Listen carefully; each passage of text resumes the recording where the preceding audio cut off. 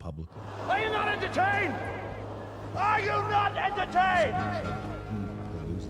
Is this not why you are here?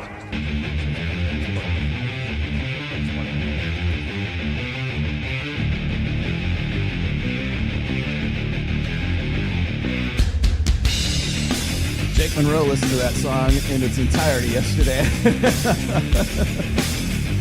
Welcome to Access Vegas.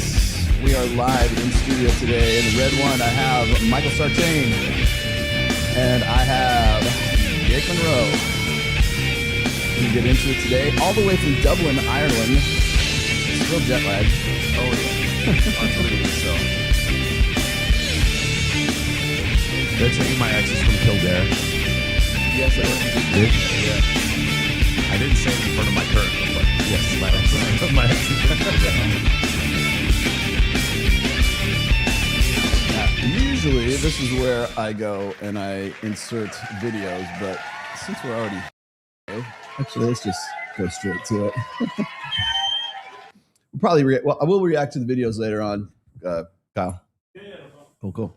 So I have with me Mr. Jake Munro. Thank you for coming and joining us on our show today. Absolute pleasure to be here, man. It really is. So I was telling you on the way over that Access Vegas is kind of like our entertainment show. It's kind of for fun. I was certainly entertained. And I was just about to ask you, like, what was your opinion on Access Vegas? Did you enjoy yourself? I had fun. I had a glass of wine. I had women screaming. It's just like home.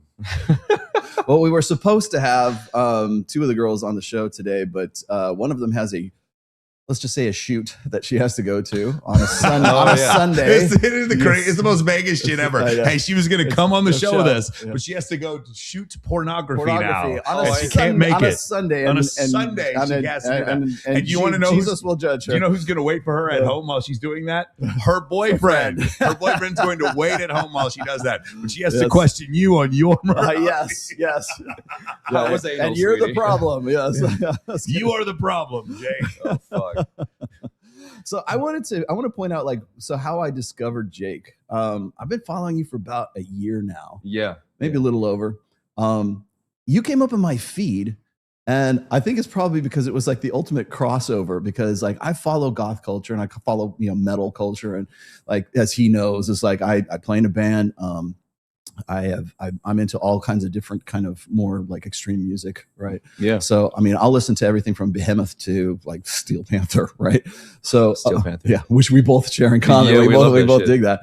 But the thing is like you came up in my feed, and I'm like, man, this is like the ultimate crossover here. So, but I saw the title of one of your shorts or something like that. Yeah. And I was like, I got to check this guy out. So I started checking your stuff out, and I go, oh, this is some good shit. And so I started using it. I usually have like intro videos for all of my shows. And I think I used you once or twice on some of my shows. And then I started following you, and then you started doing these really long ass live streams. Like, oh, he even does long form content, right? Yeah. And so I used it a few times, and people were like, oh, I know that guy's Jake Munro. And I think you're actually a come up right now more than anything. You're pushing like 500,000 subs on YouTube right now. I don't know what you are nearly on Instagram. Nearly 100,000 on Twitter, and 150,000 on Instagram. And you were just on Tim Pool back in December. Yeah. And so, I hate to feel like I was partially responsible for that, because I know, I'm pretty sure it was because of Phil Labonte. Yeah. Probably follows you. He does, yeah. And I think it was probably because Phil follows me. Yeah. And he probably saw some of the stuff I was doing. And he probably started following you after that and got you in. Was he the one that contacted you to be on the show? Yeah, he followed me. Phil Labonte he's the lead singer from All That Remains. Yeah, which is, have you heard the new album, Anti-Fragile? Yeah. Absolutely phenomenal. I like that they're releasing albums instead of like it's just singles. Right now, too. Keeping it old school. Mm-hmm. But he followed me, and then immediately after that, it was their manager, Lisa, DM'd me and it's just like, do you want to be on, Timcast? It's kind of in the middle of nowhere. It's like you have to fly all the way over. West Virginia. And I was like, fucking love Tim Pool. Yeah. Fucking love Phil Labonte. And I love Timcast. Hell yeah, but get me on that plane. Let's get out there and talk about stuff. And I think the best part of it all is that it pissed off Anthony Fantano. Oh, really? He was so upset. He's never heard of like the concept of alternative subcultures not always having been innately leftist, contemporary leftist. Yeah. And it melted his fucking brain. Yeah. And I saw the parts of the video, and he's just like, what? And he's like trying to understand this new concept of thinking. But that was probably my greatest takeaway. My brother actually brought this up to me once, and it was really interesting. So when you think about like in the 90s, the what's it called? The transgressional group were the Democrats. Because you think about Rage Against the Machine, right? Rage Against the Machine was sitting there. We're fighting capitalism. People are headbanging, all this kind of stuff. Then the pandemic comes, and Rage Against the Machine won't let you come unless you wear a mask. That's not Rage Against the Machine. That's Rage for the machine. And so what's happened is the transgressive party has switched. It is transgressive to be conservative now. It's transgressive to not want, to be a gay rights parade and then put a man's penis in front of your child. That's now transgressive. Whereas before, what was transgressive was the Malcolm X hats, and back in the 90s, it was the other party. And so from that time period, if you think about goth, that probably was what the or any kind of alternative viewpoint, it was the liberals. And now it's the opposite. Yeah. It's because the pendulum has swung so far in one direction. I love these videos I hear of. You ever hear Barack Obama? He's against gay marriage before he's running for president. Before he is, and it's like Barack Obama sitting there talking about we've got to get these illegals out of our country. It's like, and the pendulum swung so far to the left that the transgressives are now the people who are like, I just want one wife who doesn't cheat on me, and I'd like for my wife to not do porn. Like that's now the transgressive viewpoint. I mean, even just the name Rage Against the Machine is non-denominational. Yeah, it's not Rage Against the Republican or the conservative machine. It's just the machine, but whatever the machine is. They played at the DNC. Yeah, that's what's so crazy about this, And so that it's so funny because when you think about it, they were the ones who were just like try to fight the power. You think about Public Enemy, fight the power, like all this stuff. It was always on the left, and now the opposite has happened because the left has gotten so tyrannical in their belief system. And the thing is, we as Americans, we see what happens with Trudeau in Canada, and we're like, "Fuck, man, that's crazy! You can just freeze people's bank accounts because they disagree." Things that happened with Canada, man. Jesus Christ. We look at Australia, and it's like, wait. You're trapped. You're trapped in Australia. You're trapped in Australia because of COVID mandates. You're an American citizen and you can't go home because of what? Yeah. And then we look at over in the United Kingdom, and it's like, wait, you can misgender someone on social media, on a social media platform that isn't even based in your country, and you can go to jail for that? That's wild. We see that in these other countries, and then we look in the United States, and we're just like, we take this freedom of expression so for granted. And then this is what I said. It's like you're looking at the prototype of what is going to be implemented in America unless there is resistance to it. The machine that needs to be raged against is coming. Yeah. And they're still too busy focusing on conservatives, which are no longer the fucking threat. Yeah. And haven't been the threat for quite some time. In fact, conservatives have always been representative of what is like law and order, and the continuation of all species is conservative, right? Obviously, aside from some of the more like the toxic sides of things. Sure. But we were always going to be existing. We are currently existing in what is going to be hitting the US. And you had the UK government trying to then sue American institutions because of the influence they were having on the UK, which is absolutely insane. I think one of the things that's interesting is I see this. I got some pretty choice words for TPUSA, but like it's almost like that's like the new punk rock right now. It's like to be like more. That's why we're traditional is to be like it goes against goes against the flow at this point. Yeah. Right now, I can see in the future where that might end up being something. I mean, it's a grift like anything else these days, but it's punk rock to be conservative at this point, because it's so anti whatever else. Yeah. I was establishment. It's one of the things establishment changes. One of the things that like I use this as an example occasionally because I'm an author and I have some friends of mine also authors like Ryan Stone and some of these other guys. I told these guys, I said, if you want to really make a lot of money, I said, what you should start doing is writing fiction, like based on like Red Pill, like based on the old school stories, right? Focus on plot, focus on like sort of happy-go-lucky Han Solo, Captain Kirk kind of characters, because those don't exist anymore. And we're getting to the point where people are forgetting how to even like write those characters because they have nothing to relate to. And so I'm like, if you go and you do those kinds of stories, you're automatically going against like what the mainstream is, which is now really super, wokesy, liberal, progressive kind of mentality, right? And I don't know if you guys remember. So you remember when what was it, the Roseanne Barr show came out? And it was like, I think it was like in 2018 or 2019, and it was the restart of that, and it became the #1 show on ABC when they restarted it, and it was really edgy then too, because she was still like, she was very, I don't say MAGA, but she was very super conservative on there, and you had Tom Arnold on there who was a very super conservative, and then her sister, who was always kind of like this kind of like flighty liberal lesbian, it was much more intense than the previous shows that they had before back in like the 90s. And now we're in 2018 and they're trying to reboot the show. And it was the #1 show because it was finally a show that was, at least it had some element of like the right versus the left, right? And so people glommed onto that and attached themselves to it until like Roseanne Barr opened her mouth and would start talking shit about somebody. And ABC killed their #1 show. They didn't like let the season like ride out without her on the show. They killed it automatically. And that should tell you something about the commercial TV stations and stuff. But it was very similar to, you watch Landman. Do you remember the show, the part where was Ainsley, was she met the chick who whatever. I thought the show was very aware of itself. But everybody piled on because they thought, oh man, it's finally something for us. Taylor Sheridan is writing a script for, to push back against this narrative. And I couldn't believe the response that was on Twitter for just that one scene.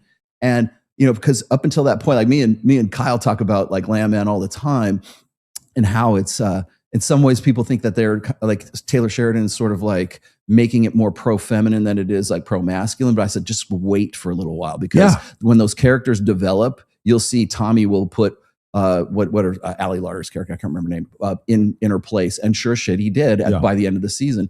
And I said, you just give him a little bit of time because they need to develop into it. Like his son Cooper is with the Latina girl who is like really making all these demands. And then he goes and essentially kills. Sorry, spoiler alert, essentially kills the guy who was going to grape her. Right. And now the dynamic has changed. And I said, all you got to do is just wait, because he knows what he's doing when he's writing stuff like that. You write stuff like that, people will respond to it. Taylor Sheridan is right there in the middle because he is, he is part of the Hollywood industrial complex. But at the same time, I remember watching that scene between the character Pagan and Ainsley. And at first being like, what's going on here? But the more uncomfortable Ainsley got, I was like, wow, this show is actually aware of itself. Right. It's aware. It's not just trying to be, Ainsley is, do you remember the counselor on the show who kept acting like your traditional conservative values of being a beautiful white woman, it's terrible and it has no place here at Texas Tech University, which it's Texas Tech, get the fuck out of here. Like or not Texas Tech, TCU in Fort Worth. And I remember thinking like, is it just, we're just going to make fun of Ainsley? Is that what we're going to do? We're just going to be woke and we're going to make fun of Ainsley for the rest of the show. Meanwhile, like I'm looking at Ainsley like, no, I want that. That's what most men like, show me that, show me her. That's what I want. She's fit and young and attractive. That's what I want. She wants to be she wants to be a cheerleader for the men at Texas Christian University. I like that. Do that. Do more of that. Show me more of her. And then what they did though, instead was they pointed out, hey, this Pagan character is way too fucking sensitive. She needs to chill out. This is a bit ridiculous. And then the Pagan character, I don't want to call her she, sorry. But Caesar, them. She then redeems herself later as being competent at her job, being a sports, trainer.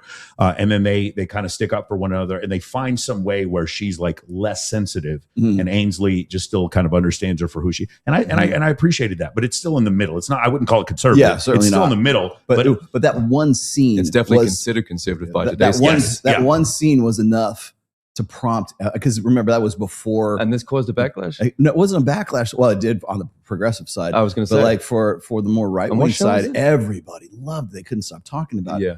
And I thought it was interesting because again, it was another illustration of if you build it, they'll come. Like too many people, like too many like right wing conservative guys, for lack of a better term, you don't even have to be conservative to write that. Just write a character like who doesn't give two flying fucks about the like gender dynamics. Write a Captain Kirk, write a Han Solo, hell, write a Can't do Arnold that anymore. Schwarzenegger, No. write an action hero that isn't cucked. It's these feminist writing teams that we have now that have I just saw infiltrated that. everything because women only know how to write about themselves and write about like good things that women like to associate with their virtues, which is like representation, inclusivity. So they put those as the primary features of everything that they write. And this is obviously not what men give a shit about.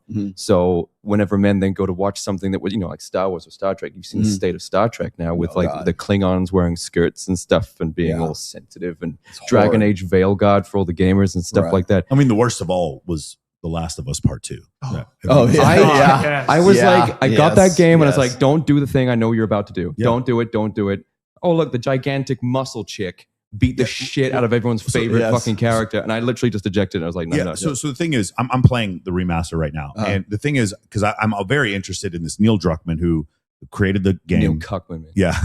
Neil Druckmann created the game and the TV show. And the first game, it's very clear that he did not have creative ability, but he wrote an unbelievable story. Like, it's really, the first Last of Us game is one of the most lauded games of all time. I watched the second game and it was like, had the main character from the first game been killed by the butch woman and that was it wouldn't have been a problem. Had Ellie turned out to be gay, that wouldn't have been a problem. Had that trans boy Lev been in the game, that wouldn't have been a problem. Had the fact that Ellie was in a relationship with a Jewish girl who was pregnant by an Asian man, that wouldn't have been a problem. It had there been that character Seth who was telling the two girls to not kiss each other because he was an old white man who was homophobic, that wouldn't have been a problem. And had the Seraphites been this homophobic like religious cult that hated the gay kid Lev, that wouldn't have been a problem. The problem was it was all 8 of those things at the same time. That was the problem. And at that point, Neil Druckmann is not making a narrative decision anymore. No. He's making a political decision. He's trying to get laid. And he's so incredibly defensive because of what happened. The problem is, again, the reason why a show like Californication can never get made again is because in this show, it at every turn he had to stick something woke in there. Yeah. At every turn. And he knew, because his audience is mainly young male boys who are playing this game. Although, listen, kids under 13 should not be playing The Last of Us. But the woke don't even show up for it anyway. Yeah. Because what happened is like Neil Druckmann had the opportunity with the show to fucking change it. Yeah. Because whenever he made that devastating blunder in part 2, that was massively contentious, and a lot of people would consider Last of Us Part 2 to be one of the worst games created because of just how tremendous the blunder is, regardless of the overall quality of the game. He had the opportunity with the show to not do it a second time, and then he very sheepishly did it again and then left immediately after. And once again, it was the least viewed episode, the lowest rated. And everyone fucking hated it. And it's like, you had another opportunity to like not do it this time, a new timeline, new audience, and you did it again. You know what's funny? Have you heard Pedro Pascal when he does the interview of it? And again, Pedro Pascal in the show, Joel is a white man from South Texas, right? Hollywood's favorite puppet. In the video, in the video game, in the show. He's a Hispanic man, which I don't mind. Pedro Pascal's a phenomenal actor. But Pedro Pascal, when he read the original or when he played the video game the first 2 times, he understood the sacrifice that he was going to make to wokeness. His character was going to, because that's what it is. Yeah. Joel in the game is sacrificed to wokeness. Yes. That is, for anybody who doesn't understand, it's not a narrative choice that Joel ends up killing Abby's father. That's actually not what happened. What happened is Joel is a strong man from Texas who happens to be white and speaks English, and he must be sacrificed in the second game. He's sacrificed to Abby's anger, her feminine anger, and then he's killed brutally in the game. And you need to accept that in this game, what happens now is that his time is now over, and now all these other alternative forms should exist now. And the reality is, while in the video game, because I'm playing it again, Abby talks about she can bench press 185, which is really impressive for a woman, but not very impressive for a man. No. And so it's also even more impressive in dystopia. Yeah. When you've got no access to decent nutrition or anything. It's pretty amazing. I noticed that that's a common theme too, is to kill off the conventionally masculine characters. Brutally. But like, I was going to say the symbolism is unbearably heavy-handed. Yes. Right. Well, They could have killed him off in any other way, but he specifically killed him off If you with guys- with a gigantic woman. Yes. I forget even the title because it was so forgettable, but like the very first Star Wars sequel where Kylo Ren kills Han Solo. Yeah. Right. It just surreptitiously just kills, and Kylo is like this pensive incel, kind of depresso black pill doomer kid who doesn't know what and he kills off the last remaining like Captain Kirk, Han Solo, like that kind of the happy-go-lucky like and masculinity. it happens like by the middle of the movie, or like the last 2/3 of the movie. Yeah, and I was just like, that's ceremonial, is what that is. That was it was meant to be a ritual at that point to say, okay, we're moving past all of this, this macho bullshit because that characterized the prequels and the original series. Because in that movie, he would have been the only person to point at Daisy Ridley.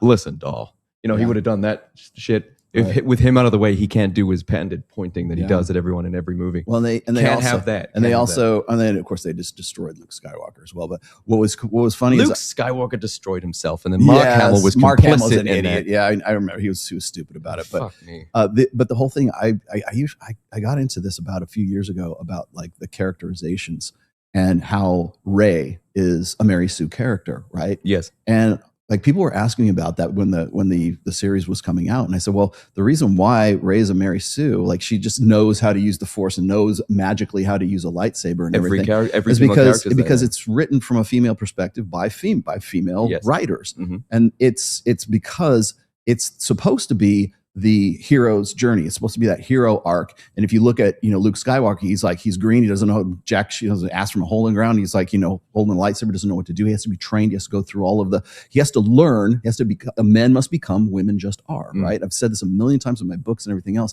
If you look at that movie, that's exactly what I'm talking about. Rey just is, and Luke had to become, right?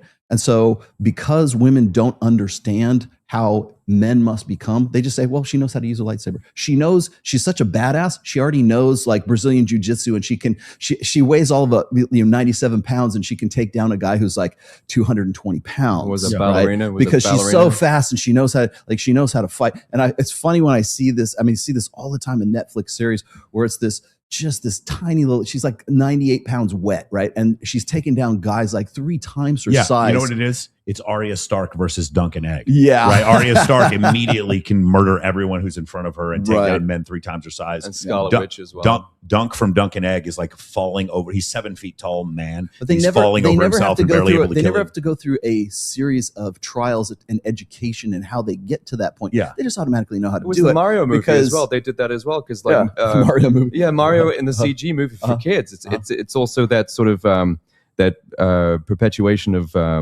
male mediocrity and female superiority. It's like, for some reason, Princess Peach in this movie is unbelievably skilled and unstoppable, and for some reason she's not the one that saves the day. She just stops kicking everyone's ass so that Mario can win. It's the weirdest thing. Do it. Yeah. Like the whole wedding scene, and she's just kicking the shit out of everyone, and then just stops doing it because Mario has to be the hero. But Mario has to go through this entire assault course to become better in order to be the guy that he needs to be to save his brother.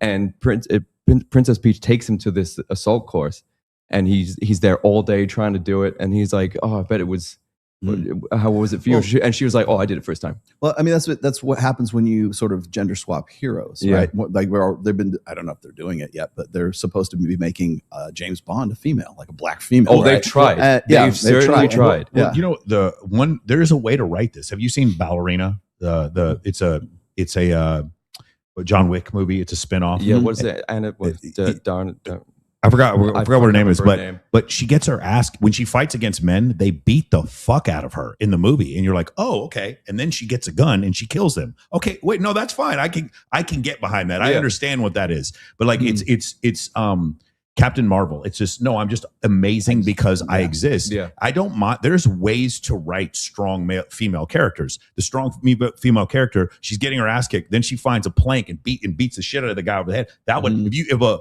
strong female character hits a guy over the head with a wrench, that would make sense. Write it like that. I don't have a problem. No, I don't have a problem with strong female character who knows how to use firearms. Provably, men don't have a problem with that, because if you look at the 80s, some of men's favorite heroes ever were, from Alien, Ellen Ripley, Tomb Raider. You got to remember, like in Alien, Ellen Ripley is like, she doesn't know what the fuck's going on, and then she, through intuition, through like using her smarts and everything, that's how she gets out of that situation. Everybody, let's be honest, Alien is just a snuff film in space, but but she figures it out at the end. But right? she respects the danger of the alien when no one else does. Yes. And she does not physically combat the alien with her muscles until she gets in that robot suit. And then, but like she used, like in the sense, there are ways to. The point is, I don't have a problem with Abby being strong. I have a problem with all of these decisions made at the same time, and clearly they were not made as a narrative choice. They were made as a political choice.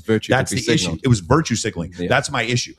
You do all 8 of those things at the same time, and you don't even leave any space for any realism. He's not even stopped. He's not even stopped with that. He's doing something else called intergalactic.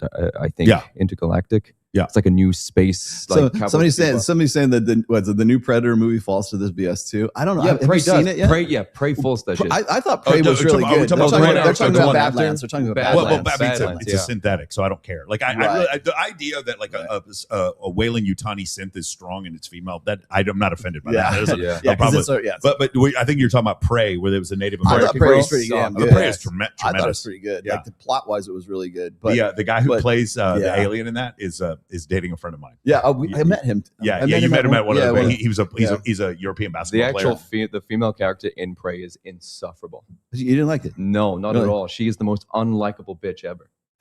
Seriously, because I think maybe you've watched it and you've gone like, "Oh, the Predator's so cool," and then you just completely ignored her because she's such a nothing character. I think that is kind of how I felt about it. I enjoyed the movie because it gave so much.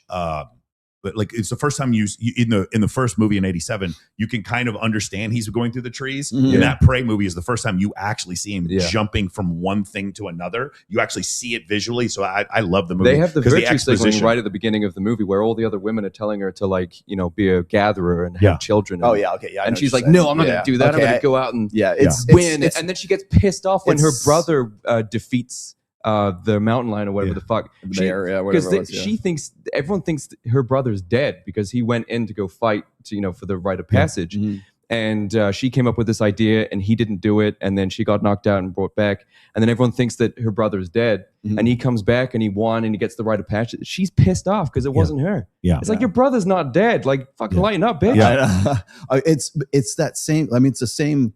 Thematically, it's the same story as like Moana or Brave or any, like, if you look at a lot of the Disney stuff where it's like the female empowerment, it's like it's a little girl and she just because she follows her heart and her feelings, then suddenly she's it's always twofold though. It's never just one thing, the woman being superior. The men also then have to be presented as incompetent. I don't have a problem at all with Wonder Woman. I don't. It's like, you've made a fictional character where this woman has special powers that made her. That's kind of the premise. Because it is the premise, I don't have an issue with it. Like, that's really not my biggest point. But like, it just, there's ways to write this where you don't have to make at every turn and every choice you make the progressive choice.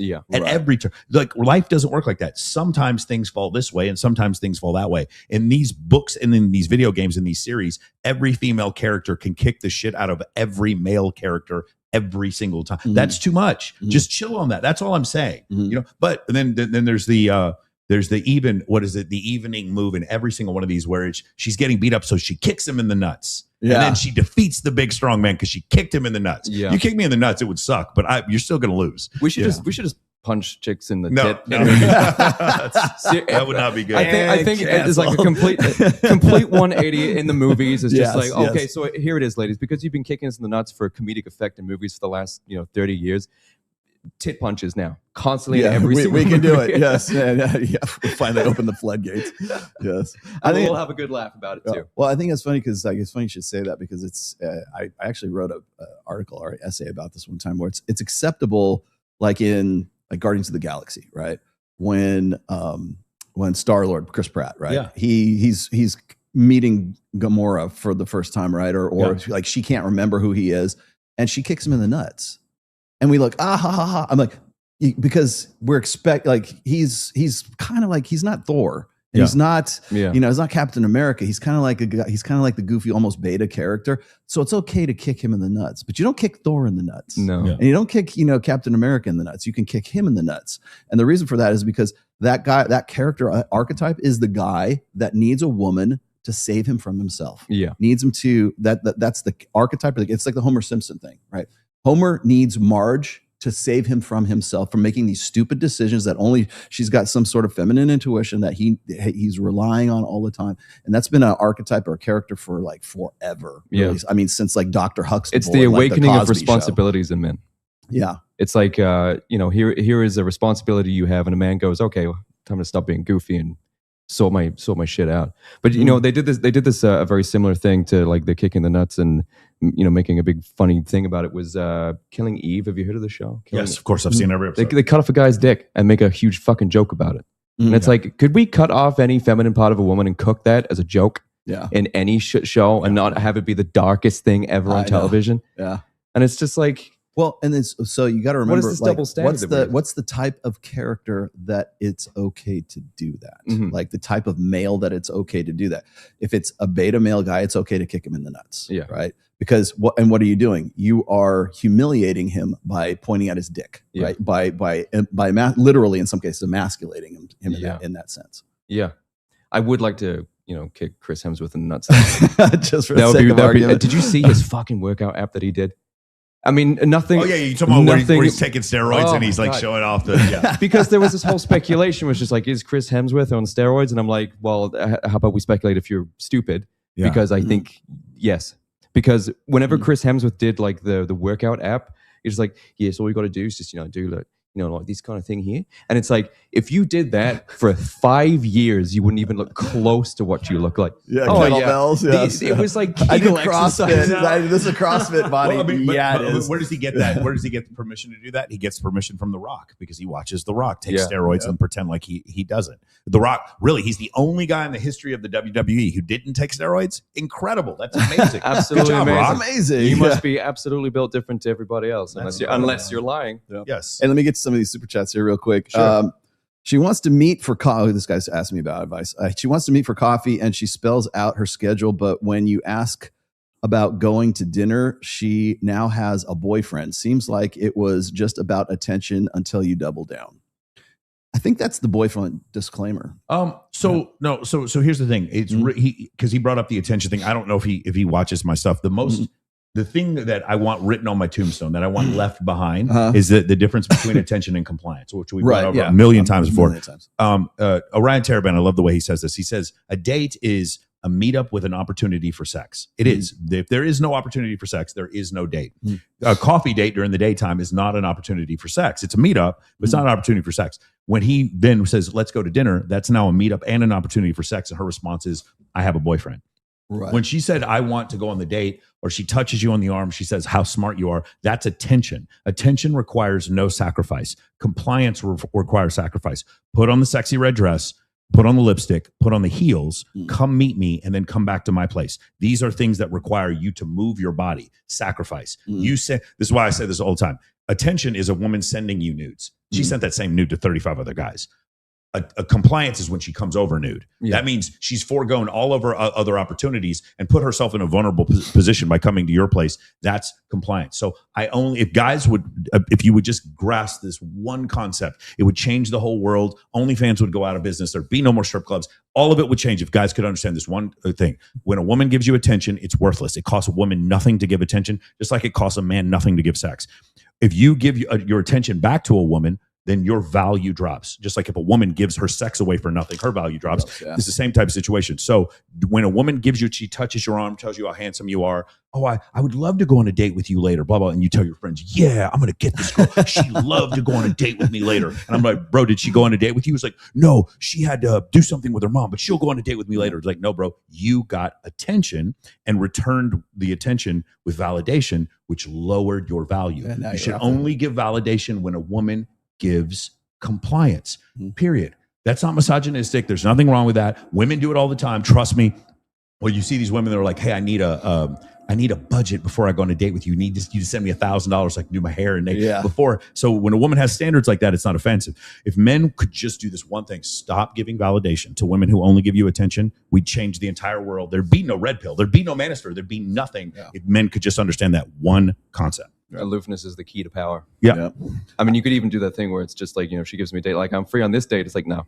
Well, one of the things, like I know, second date. A lot of guys call it aloofness, but I talk about it, and you'll get to the point in my book when he's still working on my book right now. But amuse mastery, which is like you've seen it all before. That's really kind of what he's talking about here. Yeah. Is it's having this pre-knowledge of what she's already going to say. Right? And a lot of people say, oh, so you're manipulating her, you're pandering to her. No, I'm just saying you're taking the position that you are. This is why like older guys and younger women work pretty well. Yeah. Is because the guys already have had lived experience per 7-10 years more than the girl that he's with. And so therefore he already has this. Works much better. Like amuse mastery works better if you actually have the mastery, And so that sort of creates this behavior, this manifests, I guess, in the relationship, because you want to, like you've said this on several occasions, you want to date a younger girl because you can show her things. You want to show her this world that you've already been through, and like, hey, come and check all this cool shit out that I saw 10 years ago when you were only 10 years old, whatever. Like, and now I want to share this with you, kind of thing. And that's the attitude. I'm not saying you actually have to do that. There's nothing wrong with dating. Like, I want to make sure, like, because I get criticized this. My ex-girlfriend was 24 years younger than me. Okay. Right. But I didn't choose for her to be 24 years younger than me. All right. That wasn't, it's just when you are a man and you're older and you stay in shape and you stay relevant, you have a deep voice and you can command a room and you're relevant and competent, younger women will choose you. You don't have to go looking for them. They will, because the people that they're having to contend with in their 20s are Tekashi 6ix9ine, Machine Gun Kelly in a fucking pink dress, the Island Boys. Like that's who her dating pool is. So of course she wants a fucking man who's older. But again, 47 used to look like Archie Bunker. Now 47 looks like Tom Brady. That's the difference. Yeah. And so, of course, women are choosing men who are older. There's no problem. I've dated women in their 30s, women in their 20s. I have no problem dating women who are older. That is not the issue. The issue is when you're a relevant man and you're older and you have success and wisdom, younger women will choose you. And these older women who think it's gross and pedophilic, they need to fucking get over it because when you were 22, you wanted nothing to do with me. You know how many girls that were 22 at the University of Texas at Austin that I wanted to date that I would have married if they had looked at me twice. And now they're 47 and I'm 47 and they're like, why don't you want to settle down? Like you didn't want to settle down when I was 22. You passed me over for the rich older guy. So stop. I don't need to hear it. Like when I look at Jason Statham, my age, Vincent Castle, my age. Yes. I like, so again, it's not like he went and like searching out these chicks. The chicks search him out. That's the point. And it's a man's prerogative to choose these younger women if they wish to. Yeah. And this is what pisses off these older women is the lower sexual market value, because which is why they keep trying to call it like pedophilia and like disgusting, and they're trying to do that thing where they restructure society to benefit them. But at the end of the day, it is a natural innate attraction, because all of the qualities that sort of are conducive to a and who's now recognizing this is like Rob Henderson and Steve Stewart Williams, because that's actually because his new book's coming out. He's putting out little snippets of it on Twitter and on Substack and stuff. And that was one of the things he was talking about, is like how women are looking for guys anywhere between like 3 to 7 years older than they are right now. And it's something I've been saying since day fucking one, that everybody said, no, Rolla, you just think you still got it. I'm like, no. Statistically, this is true. Again, that kind of language to try and like devalue it or dismiss it, where it's just like, that gets me men just want this, and I kind of wanted to talk about that too with both of you guys here, is because I'm seeing a lot of red pill content coming from Evo Psych gatekeepers, coming from just gatekeepers in general, like from Tom Beaulieu and Chris Williamson. And it might not come from them directly, but it's like whoever's acceptable enough for them to go and do an interview of, like, or Steve Bartlett, and or trigonometry. By the way, trigonometry just and shout out to James Sexton. He was on trigonometry right now. They just dropped it today, so he was on trigonometry, and then last week he was on with Chris Williamson, and I think he's going on with Rogan. Yeah. I think he's getting on with Rogan. Damn. All within the space of a month. I'm like, fuck, that's somebody got past the gate. Yeah. Andrew Wilson got past the gate. He's on Joe Rogan right now too. But I see all of these themes that you and I have been talking about like forever, and now people are suddenly it happened half an hour ago. The shit that we've been talking about for, in my case, like 2 decades. Now it's okay to talk about that kind of stuff. And it's the window shift. Yeah. What do they call it? The Dobson window? What do they call it? No, it's the Overton window. The Overton window. Yeah. Now it's okay. Yeah. But it's only okay from approved sources. Yeah. Right. So it's like when Huberman's talking about like moving from one location to another to like 3 different locations during a date, and how that's healthy and that's a good way to run a date. You got Chris Williamson saying, well, pickup artists weaponized that years ago. I'm like, why is it weaponized for PUAs, but it's not weaponized when Andrew Huberman basically confirms that it's true? It's like me showing a woman that I have a strong network of people who would be able to protect and align with us if we were to have children. That's manipulation now. Yeah. Like, that's crazy to me. I just don't understand. It's a man displaying his power. Yeah, that has been demonized. It's madness to Yeah. me. And it's like, because pickup artists used it at some point, and I'm sure some pickup artists have done nefarious stuff, but like now it's like all of a sudden, again, we're living in a world where most guys don't look like you, Chris. They're not as famous as you, Chris. They're completely ignored. And now they're trying to do something where they take a woman to multiple locations and she gets to know him better. And that's manipulation. Yeah. This is insane. The point that we've gotten to, men even trying to level up is now misogynistic. Yes, Right? that's Wow, correct, that's yeah. madness. Like how it's just it's like these men at the bottom should just know their place and stay with the boot heel of society on their neck and just enjoy it and just get used to it. Well, Like, this that's is exactly why the people use the phrase like women live life on easy mode.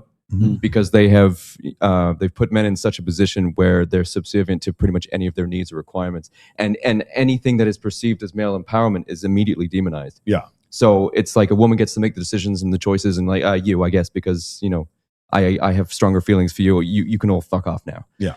So literally anything that is that could be perceived as male empowerment is immediately demonized, because then that is seen as a threat to the sort of female dominance of society. The narrative. Yeah. It's the gynocentrism. Like a sexual caste system.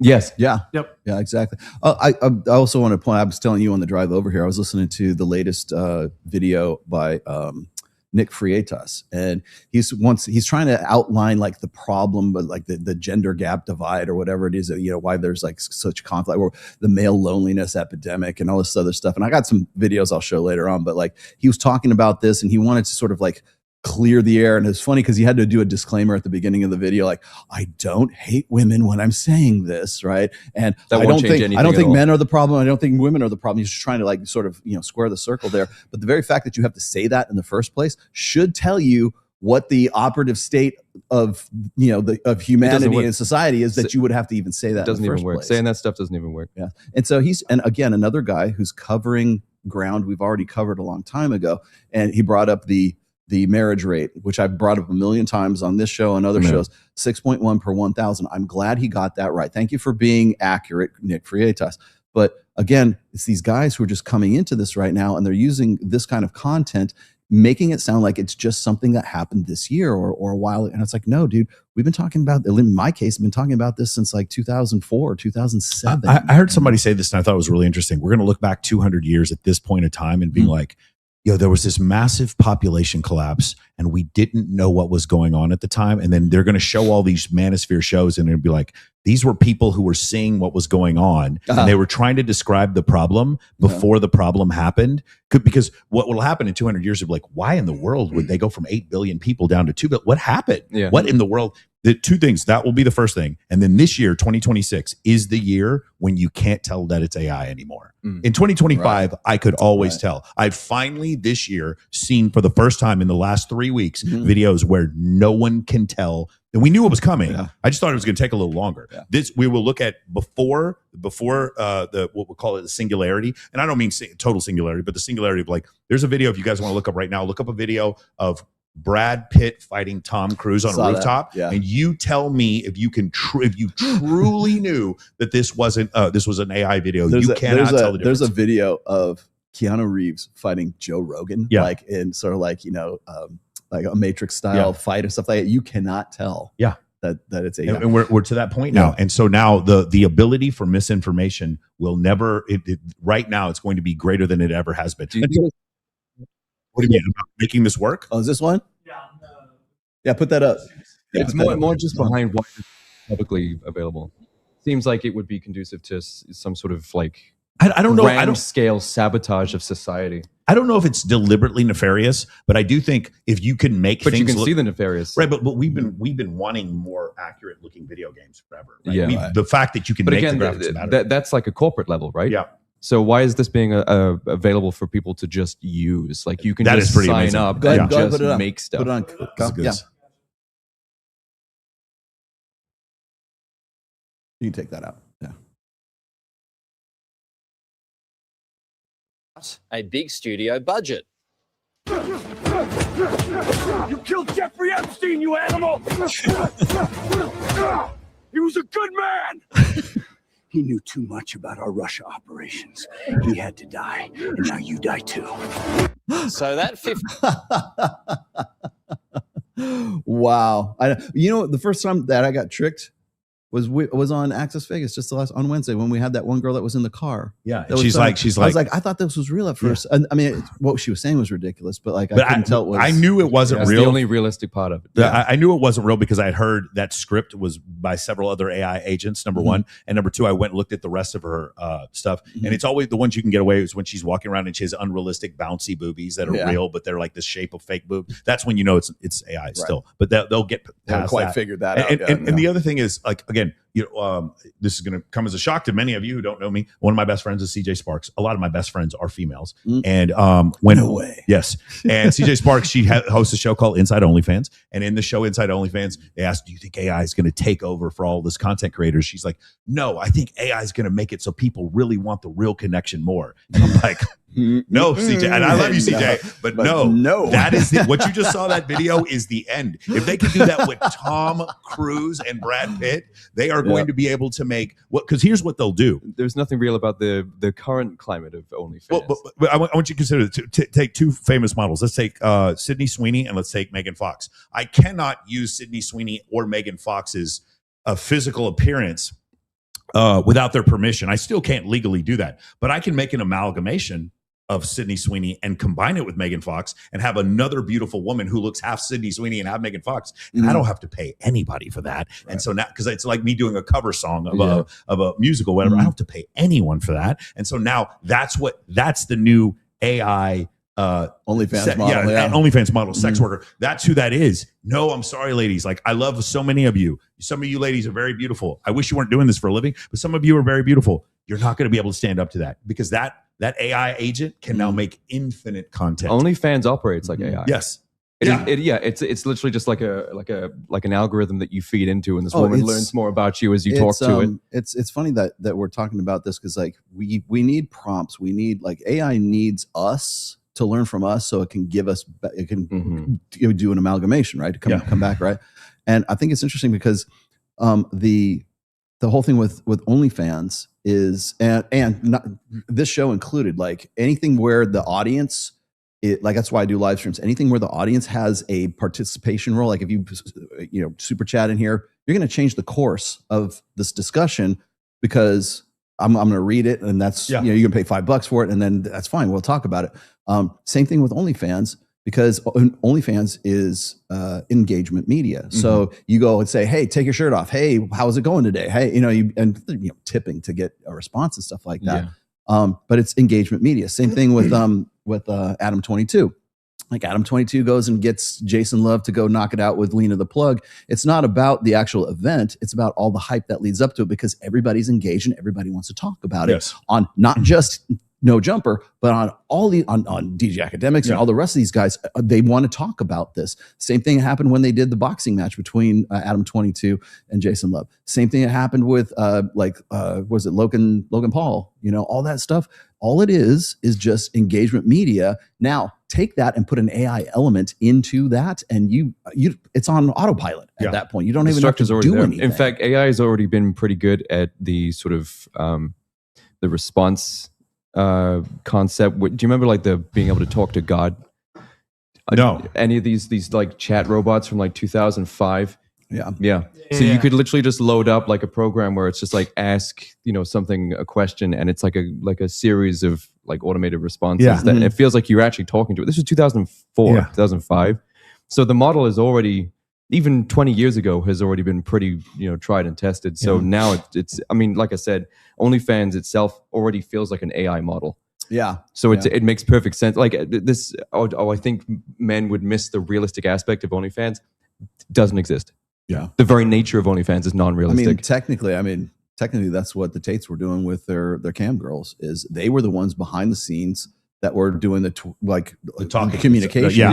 Talking to these guys, pretending to be because it wasn't AI, but it was them. They understood the male insecurity part better than the woman who was up there, doing it. So I could definitely see that as the case. Exactly. But the other thing is, so the next obvious iteration of that would be like, well, Michael, won't you and Rolo be replaced? Won't Joe Rogan be replaced? It's like, no, because these AI platforms are wholly owned by insanely woke liberals. And so because of that, they can never replace us. They can never make something that is going to sit there and question whether or not global warming is actually going to happen in the next 20 years, or if it's actually in the next 800 years. They can never make something that says, hey, gender is defined by a penis and a vagina. They can because they can never make that content, because they're wholly owned by entirely woke cultures. And I'm even talking about Grok AI or XAI. The people who work for Elon are not conservative, even though Elon is.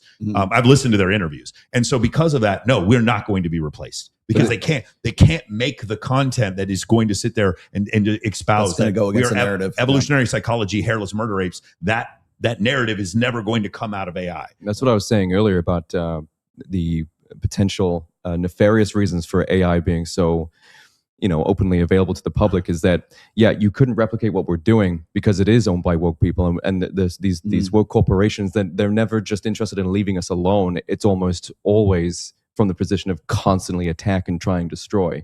So AI could be manipulated in a way not to replicate us, but to because it certainly wouldn't want to replace us. It certainly wouldn't want any of that. But it could be used as a weapon to attack this entire space. So to answer your question, I think about it for a second. The reason why is just like Mark Zuckerberg was basically, he needed our eyeballs. He wanted our views, our impressions to eventually sell to marketers.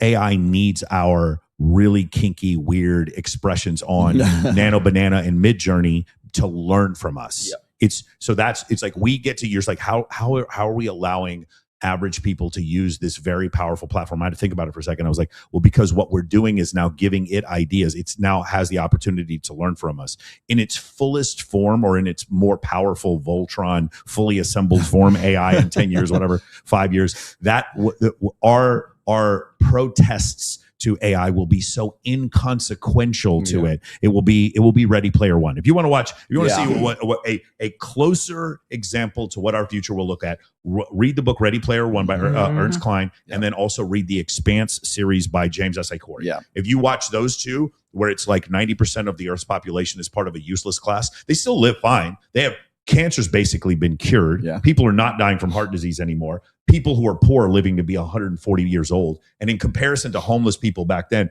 their lives are their homes are 3D printed. Their medications are 3D printed. Everything. Their lives are essentially easier, but there's absolutely no room for upward mobility financially whatsoever. Unless you win a lottery or you test out to be a genius, you don't get to work in government. If you guys want to see, that's 1984. Look at 1984, Brave New World when it comes to eugenics. Absolutely going to.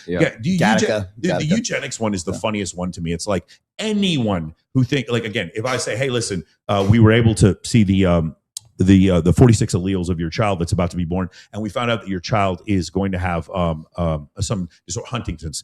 And so between these two embryos, why don't we pick the one that doesn't have Huntington's? Yeah. That's eugenics, but it doesn't seem that bad. It seems fair. Huntington's is very bad. You don't want that. We have another one with a predisposition for early onset Alzheimer's. Here's another embryo that's going to have juvenile diabetes. Let's eliminate this. Is that fine? I'm going to say we'll eliminate Down syndrome. Yeah, we'll eliminate this. Yeah. Ready? Here's the next one. Your son is going to be fully healthy, but he's going to be 4'10". Is that okay? Uh-huh. Oh, you don't want him to be 4'10". You want him to be taller. 6'1", yeah. So here's 6 different embryos. One of them's going to have blue eyes. The other one's going to have brown eyes. Which one are you going to choose?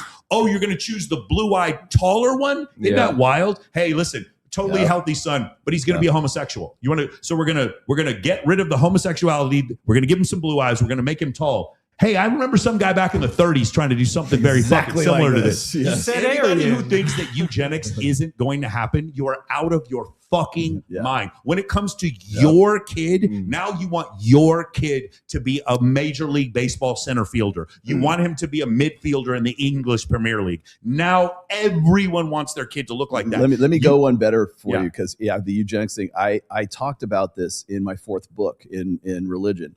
And I was talking about how our morals, our values of this time of like right now in the early part of the 21st century right now, because we've already plotted the human genome. Yes. We're already getting into CRISPR engines. We're already getting into mRNA, stuff. We can basically create designer children, as you were saying. The legalities of it are still like, we're still not there yet, but China's going to do it anyway. So everybody else is going to do it. So, what's going to happen is, I said this before, you're going to be able to, we have to decide, as you were saying, what do we want and what do we not want, right? If we say, well, your kid's going to be born with Down syndrome, but we can pull that gene out and you won't have to worry about that. Guess what? Down syndrome ceases to exist in the human age. And then if homosexuality is a series of genes, you pull out all those genes out of there, and now you have a heterosexual, boy or girl right there. Are you going to do that? Is that so? What I'm saying is that the values and the morals, and whether it's progressive, liberal, whether it's conservative right now, those are going to be what affects eugenics in the future. So the decisions and the people that we are right now is going to affect like the non-Down syndrome kid in the next generation, right? And so they're going to say, well, it's we want to have blonde hair, blue-eyed master race kids, right? And that's so if that's what's desirable at that one time, it might not necessarily be desirable in the future, but guess what? You're fucked because you've got nothing but blonde hair, blue-eyed, stuff, kids to work with. It goes even deeper than that, because then, we have the random selection of male, female at the moment with birth rates. How are they going to maintain that with eugenics? They're going to have quotas here. It's like, you can have the tall, blue-eyed, black-haired guy, but you can't have a guy. We've had too many this week. You have to have the girl. That's exactly right. And then who makes that decision? If a man makes the decision, he could be like, no, I want the sports star. And if a woman's in control, she's like, no, I want a little girl. And then eventually the government makes the decision, and then we get into Brave New World. Then we have the alphas, the betas, the deltas. We have that's where we get it. But the idea is, it's just like AI. The idea of eugenics, guys. Don't even think there's any possibility you're going to fight this, or there's any chance that what I'm saying is wrong. Well, we said this before, and it got so many views when I said this. Your grandkids will be fucking robots. I don't know how you don't think that's. You see if women. Anybody who doesn't agree with me does not understand the awkwardness of a man going through puberty and being rejected by hundreds of women throughout his whole life. I've explained that kind of thing before. The idea that you're the most fuckless individual ever. Yes. The idea that you're all of a sudden going, now, of course, I'm not going to fuck a robot, and my kids probably won't, but great grandkids, you're telling me they're going to grow up and they're going to go over to their friend Tommy's house, and he's going to have this robot that can change its appearance into any woman who ever lived and is completely subservient and is completely unidentifiable, unrecognizable from an actual woman. And it's like first 100 sexual experiences were going to be this fantasy thing. Then he goes to a bar and a woman rejects him because he's too short. He's going to go home and fuck his robot, bro. Like the idea that this isn't going to happen, you are so naive if you don't believe in eugenics, AI, or the fact that we're going to be having sex with androids. Well, you mentioned so naive if you don't. You mentioned Ready Player One, and in Ready Player One, like the whole thing it's immersive, right? Because you have this haptic suit on, you've got the virtual reality thing that's going on.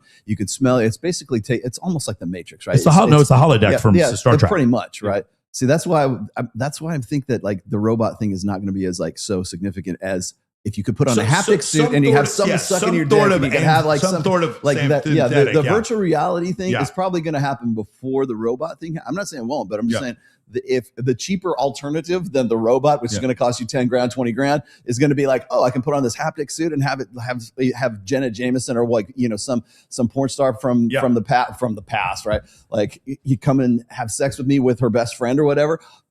That's going to keep we're already worried about like the male loneliness epidemic and these guys like being hikikomori guys, you know, they're just like shut-ins and stuff like that. You're going to have birthing farms to take care of the population while everyone just has you have people harvesting embryos. You're going to have artificial insemination. Are they building one of those like actually not too far from here? I read there was like a new startup corporate like company that was going to start trying to grow children in like incubators. So while we're all having the greatest virtual sex of our fucking lives, our kids are being birthed elsewhere. Just to keep the worker. But that's the ultimate end to this whole thing. Is that's where we're going. At one day, we're already getting sick of each other. So when we think of the day the AI takes over, we think of Skynet and Terminator, and that's not what it's going to look like. The day the AI takes over, you will be living your fantasy life in a holodeck with all the friends and family you could ever want, while famous movie stars come over to your house to play pickleball with you. You're having an incredible, you're living your favorite movie, video game, whatever. You're living this incredible fantasy life, the happiest moment of your life. The AI takes over and you don't care anymore. You are so incredibly sedated, and there's no way for you to fight back because at this point, in the Matrix. At this point, there isn't even 500 million humans left on the planet. That's the moment probably way before that. That's the moment the AI completely takes over, and we basically, to the AI, we're very happy. We live long lives. From our standpoint, everything is absolutely tremendous. We can explore all these virtual worlds that the AI has created for us. Dicks never dry. But we are, for all intents and purposes, giraffes in a zoo. That the AI is they're the zookeepers. Well, I said this on stream a couple of weeks ago. I was like, you shouldn't be upset that AI is a thing. You should be upset of the inevitability that you're going to have to use it. Yes. Because I know because I'm in a very competitive market, both with, YouTubing and also music, right now I'm incredibly resistant to it because I despise it from an artist perspective. Sure, of course. Yeah. But I know that in order to maintain any sense of success in a very competitive market, I'm going to have to use at least some sort of rudimentary version of it to contend with everybody else. Yeah. So I'm more upset that I'd have to do it rather than it is already happening. I got a really good super chat for you here real quick. It says, this is from Real Rain 89. It says, I'm goth adjacent from black metal. How much does Jake think the music influences the ideology?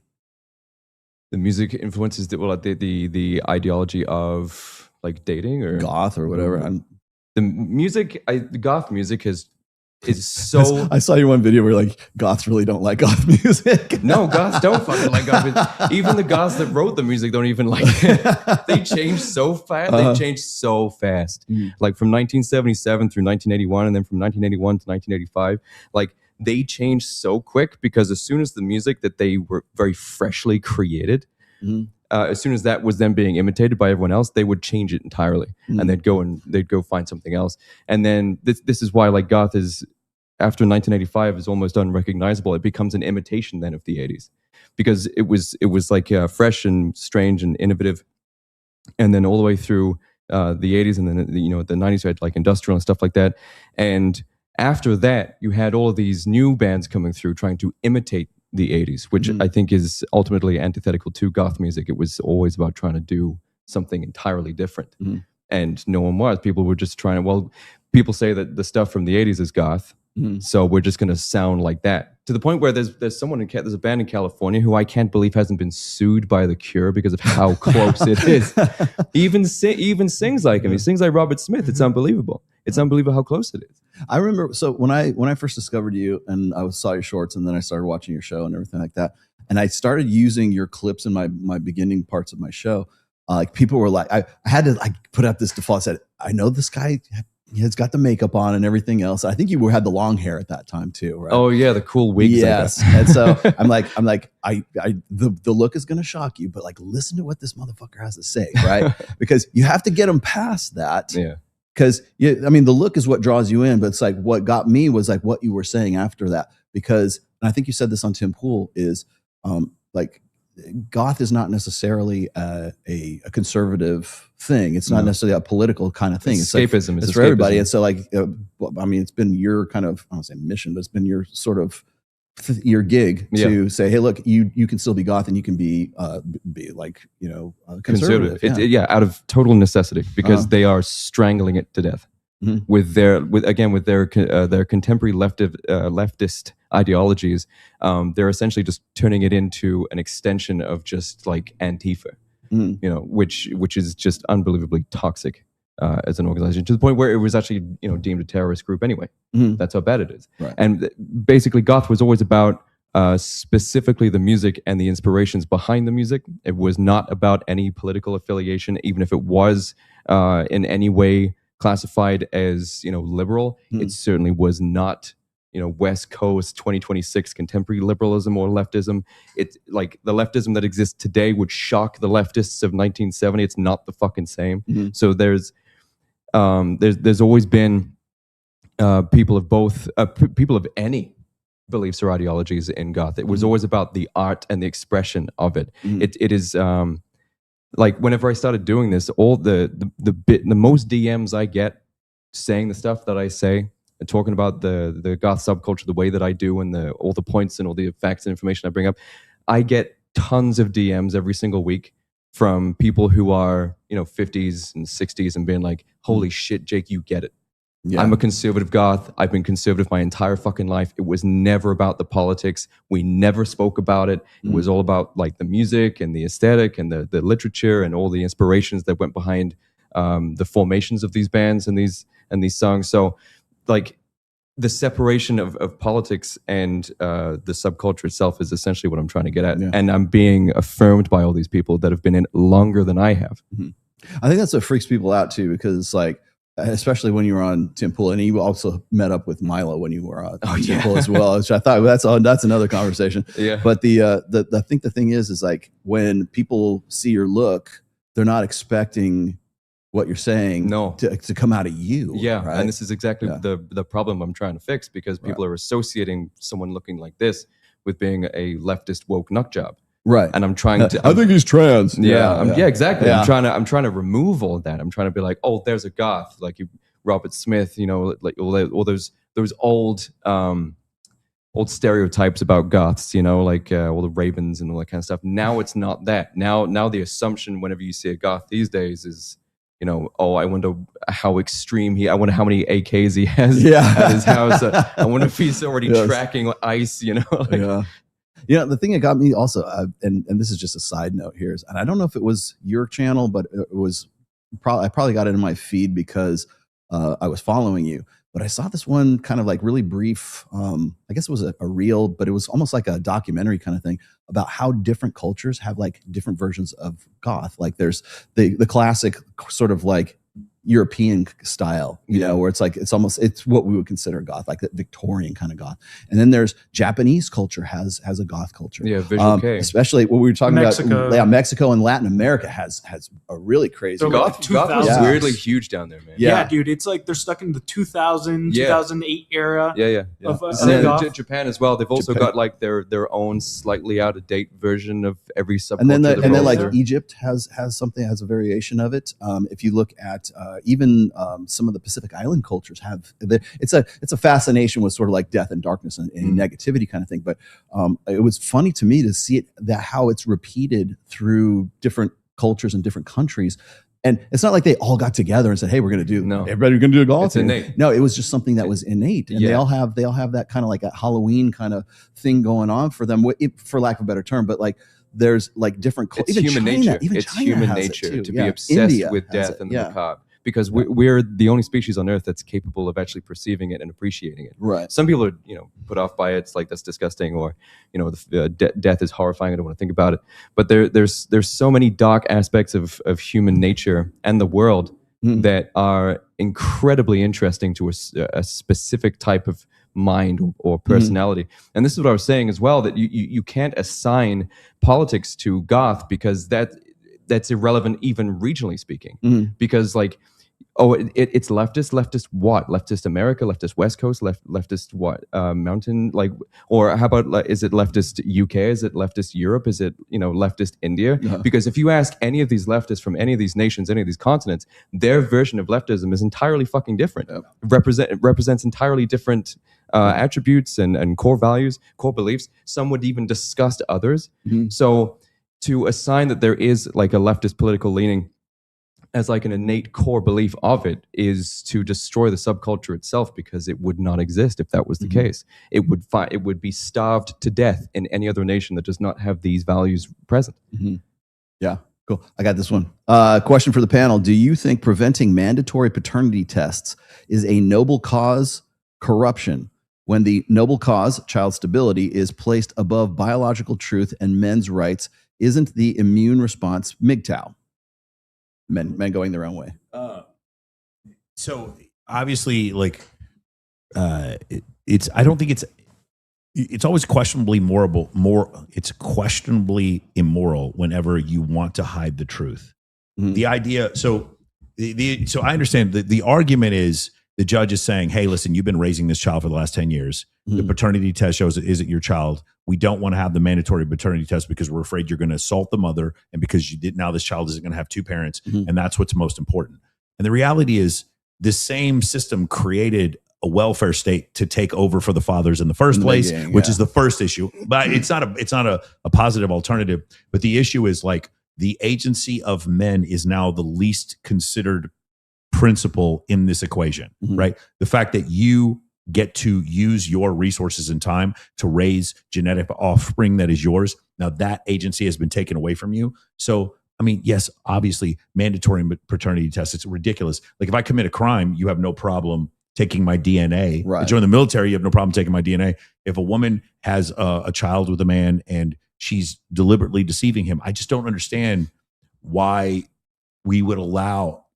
There's no moral way where I can make a case for this being the right thing. And also the amount of spousal abuse that we see, we're at all-time record lows. I know people don't like to hear that.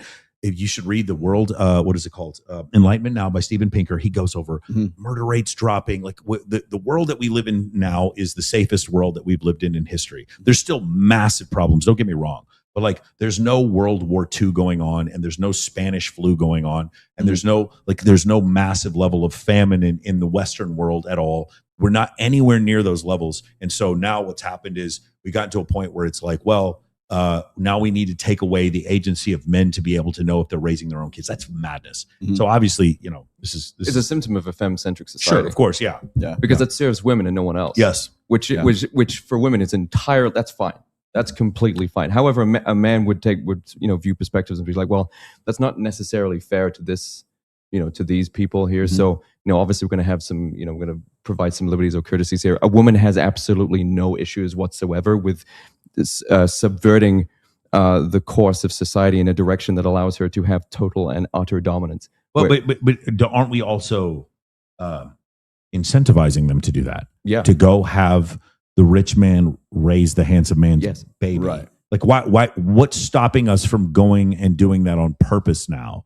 When that happens, like, these questions are not being asked, and then also it's like, not only are you taking away the man's agency to raise his own genetic offspring, but you're also putting him in a situation for 18 years with a deceitful human. Not just forget man, woman. A deceitful human has decided to play the ultimate deceitful trick, and the state is protecting the woman, that person, the deceitful person, from the fraud that they are committing, man or woman. In this case, obviously it's a woman, but that now we're rewarding that, and now it's like, well, but at least the child gets to grow up in a two-parent household where the woman undermines the man, his values, his agency, and that's the example that's being left over. It's like there's second and third order consequences of not allowing maternity tests are not being thought through. Women are already resistant to it. Yeah, there's instances where a man has asked for a paternity test and she's been like, "Excuse me." Well, there's from a legal perspective, it depends on the country, because I know that in France, like, men can't get a DNA test without the express in permission. France, you said, without the express permission. I totally but then, but here in the United States, you can get it, but the thing is, or there can be like for instance, there's been incidences of like genetic diseases, and they have to test the father to see if he has this, because to see if he's the one or if it's the woman's, and then they find out that the child isn't actually the biological father. Yeah. They are not legally, they are not allowed to tell the father that kid is not their biological son. So because they want to leave it up to the woman to do that. Who right? wrote that law? Yeah, it's state by state, right? So it just kind of it depends on a bunch of women. Then. Yeah, a bunch of people. Right? Yeah, and so but why is that? Why would that be? Why would that be the precedent? And the reason is because they're worried that the guy's going to lose his shit and kill a woman and kill the kid, and because and why would that be? Because men are invested in their own paternity. Correct. And I'll bet 1 out of every 500,000 times that will happen. That's not an excuse though for the other 499,000 men who needed to know that they got cuckolded because they were taking advice. The reason why you got cuckolded, if you guys don't know, is because you took advice from Justin Baldoni and Chris GQ Perry. You listened to Shira 7. You listened to people giving you you went for your dating advice from The View or John Gray or some matchmaker. That's where you got your advice from. And so now what happens to you is your girl or your wife cucks you and then has a baby with someone else. And now the same system that fed you this nonsense is telling you that you are not allowed to find out that the child wasn't yours. That's where you are now. That's what's happened. And it's and then when you finally figure it out and you're very angry and you very logically come to the conclusion that like this isn't fair, then you are very quickly ratioed, deemed a misogynist, and kicked off the internet for saying things that are completely rational and reasonable. And that's the whole thing. Like again, it would make women change their stance on immigration, I bet you. It's like, well, if we do tell a man that it's not his, then 1 out of 100 he might stab and kill. Yes. And if you happen to import a shit ton of people from a specific country, one of them might do that too.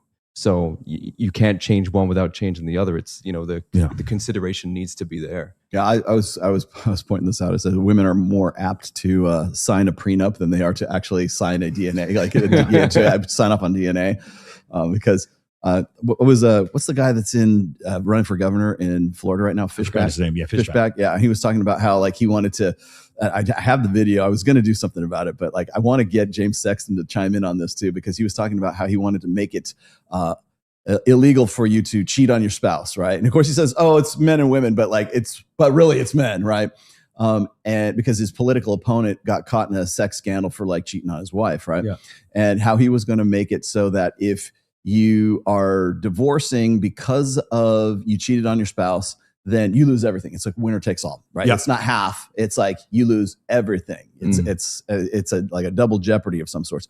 And I'm like, good fucking luck with that. I mean, there's no way he could possibly. He's saying this because he knows that now that Sneeko is going to have him on his show. Like that's why. He was on Fresh and Fit already. He's saying this for the streamers. Yeah, like he's saying for the alt-right streamer. This stuff like this is never going. Again, let's make two things completely clear. I absolutely, on the one hand, would love a world where people were more moral and just, and at the same time, if someone says something immoral or unjust to me, he should not be arrested. Both things can be true at the same time. I don't need the government to step in and enforce my morality. So plus, he's doing a sin tax. Is he really actually doing a sin tax too?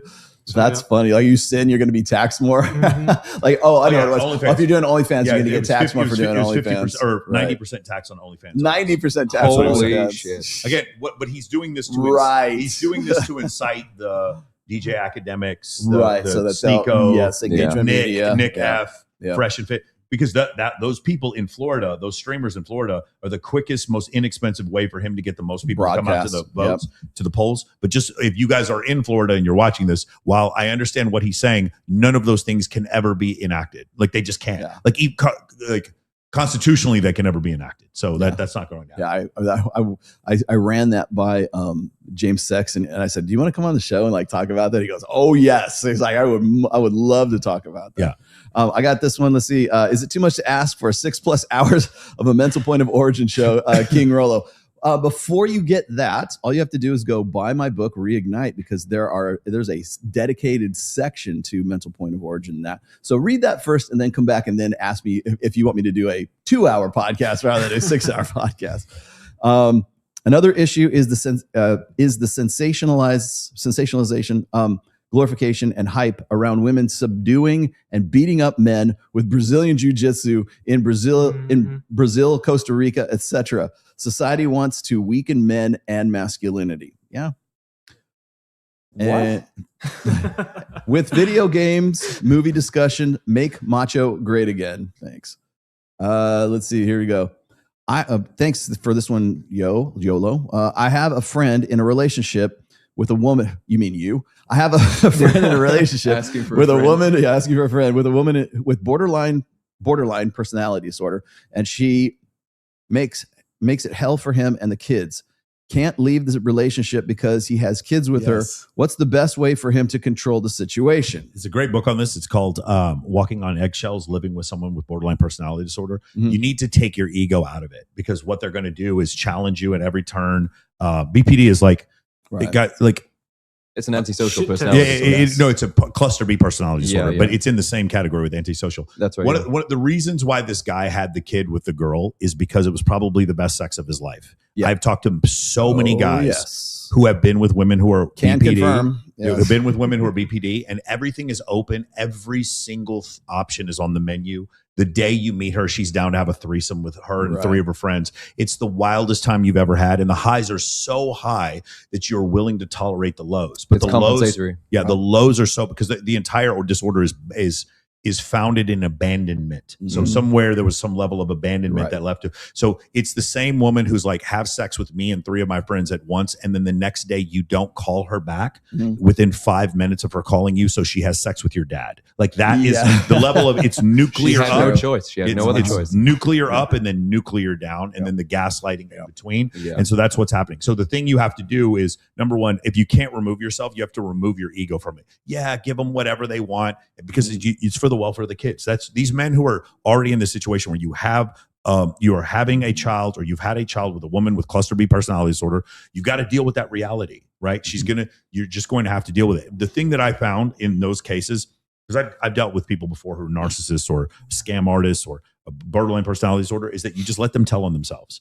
You don't go out there and start a podcast talking about your exes in BPD. Yeah. You don't do any of those things. You chill out. I have a close up. It's a client right now. Ex-wife is making up nonsense to the kids, lying to the kids consistently. You have someone who works in your company, similar situation. Ex-wife is lying to the kids, making up all this stuff. And I tell them, just be better. Show that you're a better man. Wait till they're 18. Then they come back. And because mom is willing to lie about you, mom is willing to lie about other things. Mom's lies eventually catch up with her. And then eventually the 18, 19-year-old kid is like, I want to go spend a summer with dad. I'm starting to realize that maybe dad, all the things mom said about dad, or maybe some of those might not be true, might not be mom's fault. This is the thing that I've seen. As long dad continues to donate to charity, dad stays in good shape, dad has a beautiful wife, dad has kids with other people, dad has a flourishing life, mom keeps talking shit about dad, then eventually the kid gets smart enough to say, wait a second, mom was lying this whole time. That's the only, you guys who are dealing with these contentious, you just got to play the long game. The only way to get through this is what I just described. Me and Jake were actually talking about this on the way over here, on the drive over here, because we were talking about like your ex-girlfriend, and then everybody knows, I'd say actually in my book, there's a borderline part in the first book. I had to go through that. I had to go through that for about 3 to 4 years. With a borderline personality disordered girlfriend. And I'll tell you what's funny is, like, I didn't even know what borderline was until I started learning about psychology when I was going to university. And then I got the DSM, and I'm like, I literally got chills when I read that. I'm like, oh my God, that was her. She will literally tell you that she will take her own life if you don't do X, Y, and Z. And then you do it, and then the next day she will get drunk and have sex with one of your friends. Yes, exactly. Like that's BPD. Yes, exactly. So because you and I were comparing notes about this stuff, and I was in my 20s when this happened, like my mid 20s when this happened. And I'll tell you, this thing that sucks the most is knowing the opportunities and knowing the life I missed out on because I was trying to untangle this bitch's head, you know, all the shit in her head, right? Because they tangle you up in that shit. My advice to this guy is, don't ever think that her problems, her mental problem, you're cheating on me, or she's insanely jealous. And you're right. It's porn star sex, and she's crazy in bed, but she is crazy as fuck out of bed too. And so understand that what will happen is they will isolate you. They will isolate you from your family. And they will start to convince you that their problems, you are the source of their problems, of their mental disorder. Yeah. Because if you could just be what I want you to be, Yes. then we would have a great, wonderful relationship, and all this great fucking porn star sex would never stop, and I would not be Absolutely. as crazy as I am. That's why you get out. You just need to fucking get out. Yeah. And I know it But sucks initially- because but you they have put you in a kids and position where everything you don't else. want But to. at some point, you have to start thinking, I have to get out because Yeah. it's not healthy for you and it's not healthy for the kids at that stage. But fortunately, I never had kids with her, so I didn't have to go through that shit. But I was telling you before, there was that one point Yeah. where we had this crazy ass fight, and it was at her dorm because she was at Cal State Northwood, and she went over into her room and just slammed the door and everything else. And I looked at that door. I was sitting on the couch in her living room in the dorm, apartment. I look at that door and I look at the door that led out of the apartment, and I go, I can go in there and I can try to make things right, or I can get the fuck out, right? Another Matrix reference. Yes, right and there. I took the fucking door that went out, and that was the beginning of the end at that point. So this is the most important part of the question the guy asked.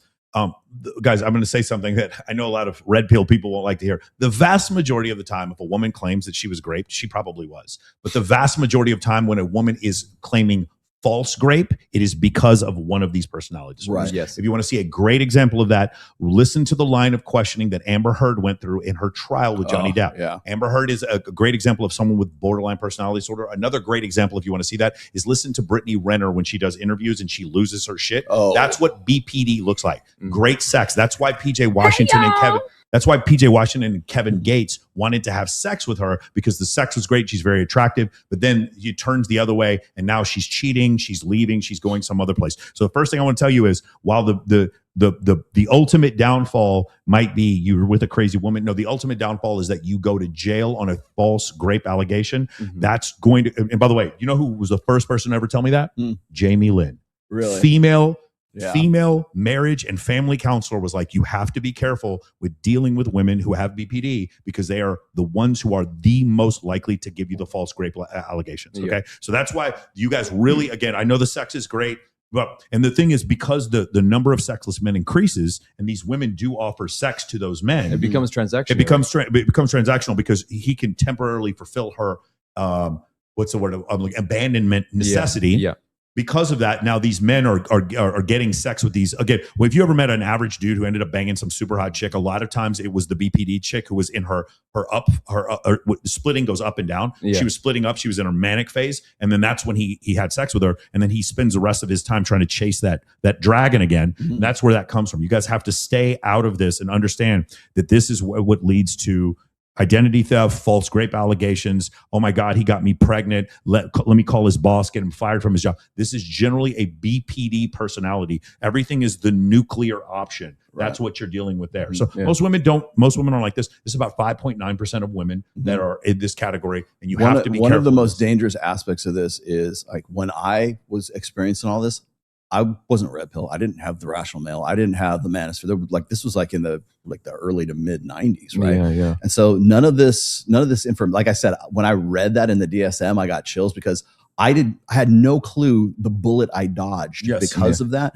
The good news is this: is you got people who've already experienced this, and they can tell you and sort of head you off at the pass here, kind of thing. Like, I'm going to tell you, just get the fuck out. Yeah. But guys who have this sort of blue pill kind of white knight mentality, those guys are at the highest risk for not only getting locked up into this situation, but like actually taking themselves out as a result of it, because they don't know what to do. Or I've had several guys come up to me and ask me, like, for one-on-one consultation, like, how do I extricate myself from this situation? Yeah. And at least you have somebody now to tell you that, because I'll tell you, when I was isolated from my family, my brother, my friends. Like, I would literally not stop calling all my friends. I stopped playing music. I stopped doing anything that didn't help me become what I thought she wanted me to be, so that the relationship would be better.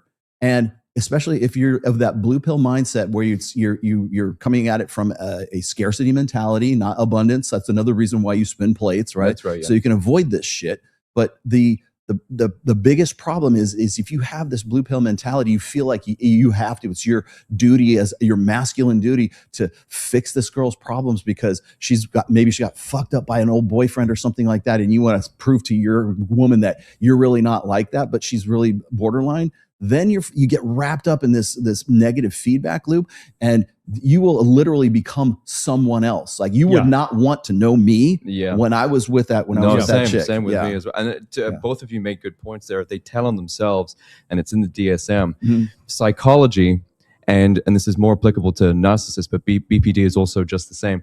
These people do not get diagnosed. Yeah. Because they don't fucking know they have it. Yeah, because there's a fine line between bitch just crazy and she's really clinically crazy. Especially with narcissists, they think everything's fucking perfect about themselves. So why would they go get a psychology test done? And because of this, because they don't know they have this personality disorder, they don't know how to mask any of the fucking symptoms. So all of their symptoms are on full display all the time. And with the DSM, not only is there symptoms, but there's also treatments for it as well. There's psychology on how to deal with narcissism. And because the literature is there, and a narcissist is always going to act atypical about it because they don't know they have it. They're not going to mask any of their symptoms. The psychology is almost one-to-one applicable, regardless of who it is. Well, I mean, it's like cluster B too, because you can also have combinations of this too. So it's borderline personality disorder, narcissistic personality disorder. Oh no! If you have social, if you have antisocial, it's like the car comes with the tires. If you have antisocial, it comes with narcissistic. Yeah, there is no such thing as an antisocial personality disorder. But what are the four? It's a histrionic. And they all the main ones that you have to deal with is a lack of empathy and a lack of impulse histrionic control. Is primarily like attention seeking. Yeah. I'm freaking out. Let's see. South Africa has DEI on steroids. Women that work at the malls are trying to make it a female-only space by treating men badly when they come to shop. Yeah, Jesus I've heard Christ. about that. Really? Yeah, it's nasty, dude. Treating men badly. Wait until it is a female-only space, man. Yeah, then see, what? see how the females treat other fucking females. Wait for the judgment. Yeah, exactly. I've always said this, like a woman's biggest threat is not a man, it's another fucking woman. Yeah. Because that bitch will stab you in the back 1,000 times and you won't even know it. That's why I love it when I listen to these chicks and they're talking about like body, because it's a body count. Body count is like the biggest. Like if you don't know, if you're at a loss for content in this space, just do a body count thing, because that's what that always plays.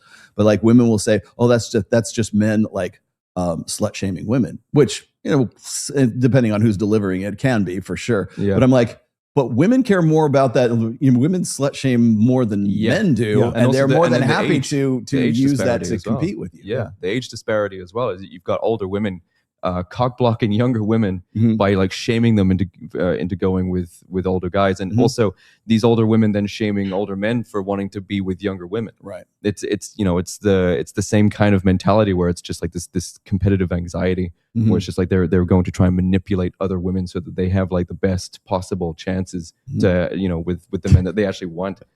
When I was remember when we were doing the Brett Cooper thing when we were doing about the look and everything. Oh God, the clavicular. Yeah, the clavicular look. I tell you what was funny is like women who were like liberal, wokesy, progressive women and tradcon women were just banding together just to like to just throw like daggers and sling shit at me for like having brought that up, because you want to talk about the sisterhood uberalis where they want to all come together for all I have to do is say, gotcha, bitch. All I have to do is just say this one thing, and it doesn't matter what political stripe, what religion they are, whether they're wokesies or they're conservatives, they will band together and they will fight me.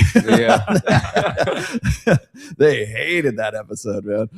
What is this? Fun fact: in Mexico, there was a war between punks, goths, and emos back in 2008. It's still Mexico going. City. It's still going. It's still fucking going. Wow. Ask me how I feel about emos, man. Real quick, ask me how I feel. How do you feel about fucking emos? hate them, dude. Let's go. So do you guys think that that we're in a mouse utopia scenario? You know mouse utopia? Yes. No, really? I can guess by context. Yeah. Well, mouse utopia was they oh yes, I know the one. Yes, they took care. It was it was an experiment. Yeah. Correct me if I'm wrong. It was an experiment where they took the mice in. There was a certain population of mice, and they put them all in one isolated area. Yeah, and they took care of everything. It was based on food, right? Yeah, based on food. They had all the food. It was and they could abundance of food, and the mice could just fuck. It. You know, and so what happens is like all the male mice were looks matching. They started grooming themselves and like trying to like appeal, because that was the only thing to do. Yep. There was nothing else. They didn't have to work for food. They didn't have to do anything except for fuck. That's all they had to do. And then and what happens then is once they get to the point where the male mice were just concerned about that, that's when the infighting happened, and it basically wipes out the entire population of the mice. Yep. Yeah. Whenever total sexual liberation is reached, that's when you destroy the entirety of society. Because there's nothing to work for anymore. That's fine. No. I was just talking about that too long ago. It's amazing how quickly then women take control of the entire like sexual. Oh, I know what it was. It was Scott Galloway was on with, I think he was on trigonometry. And of course he's trying to come up with like all these reasons why, men need to go and do these things, and they need to like live up to their expectations. And I'm just saying that I'm stating facts here is like average women don't want to get with average men. Yeah. Why is that so hard to figure out? And so, but if you want to talk about the mass utopia aspect of this, I talked about this in my Reignite book as well. Reignite, by the way, has a really good section, a full dedicated chapter to sociosexual hierarchies that was proposed by Vox Day way back. Again, a guy from way back in the day, right? And the video is still out there. You can go and find it on YouTube. In fact, I linked it on Twitter not too long ago.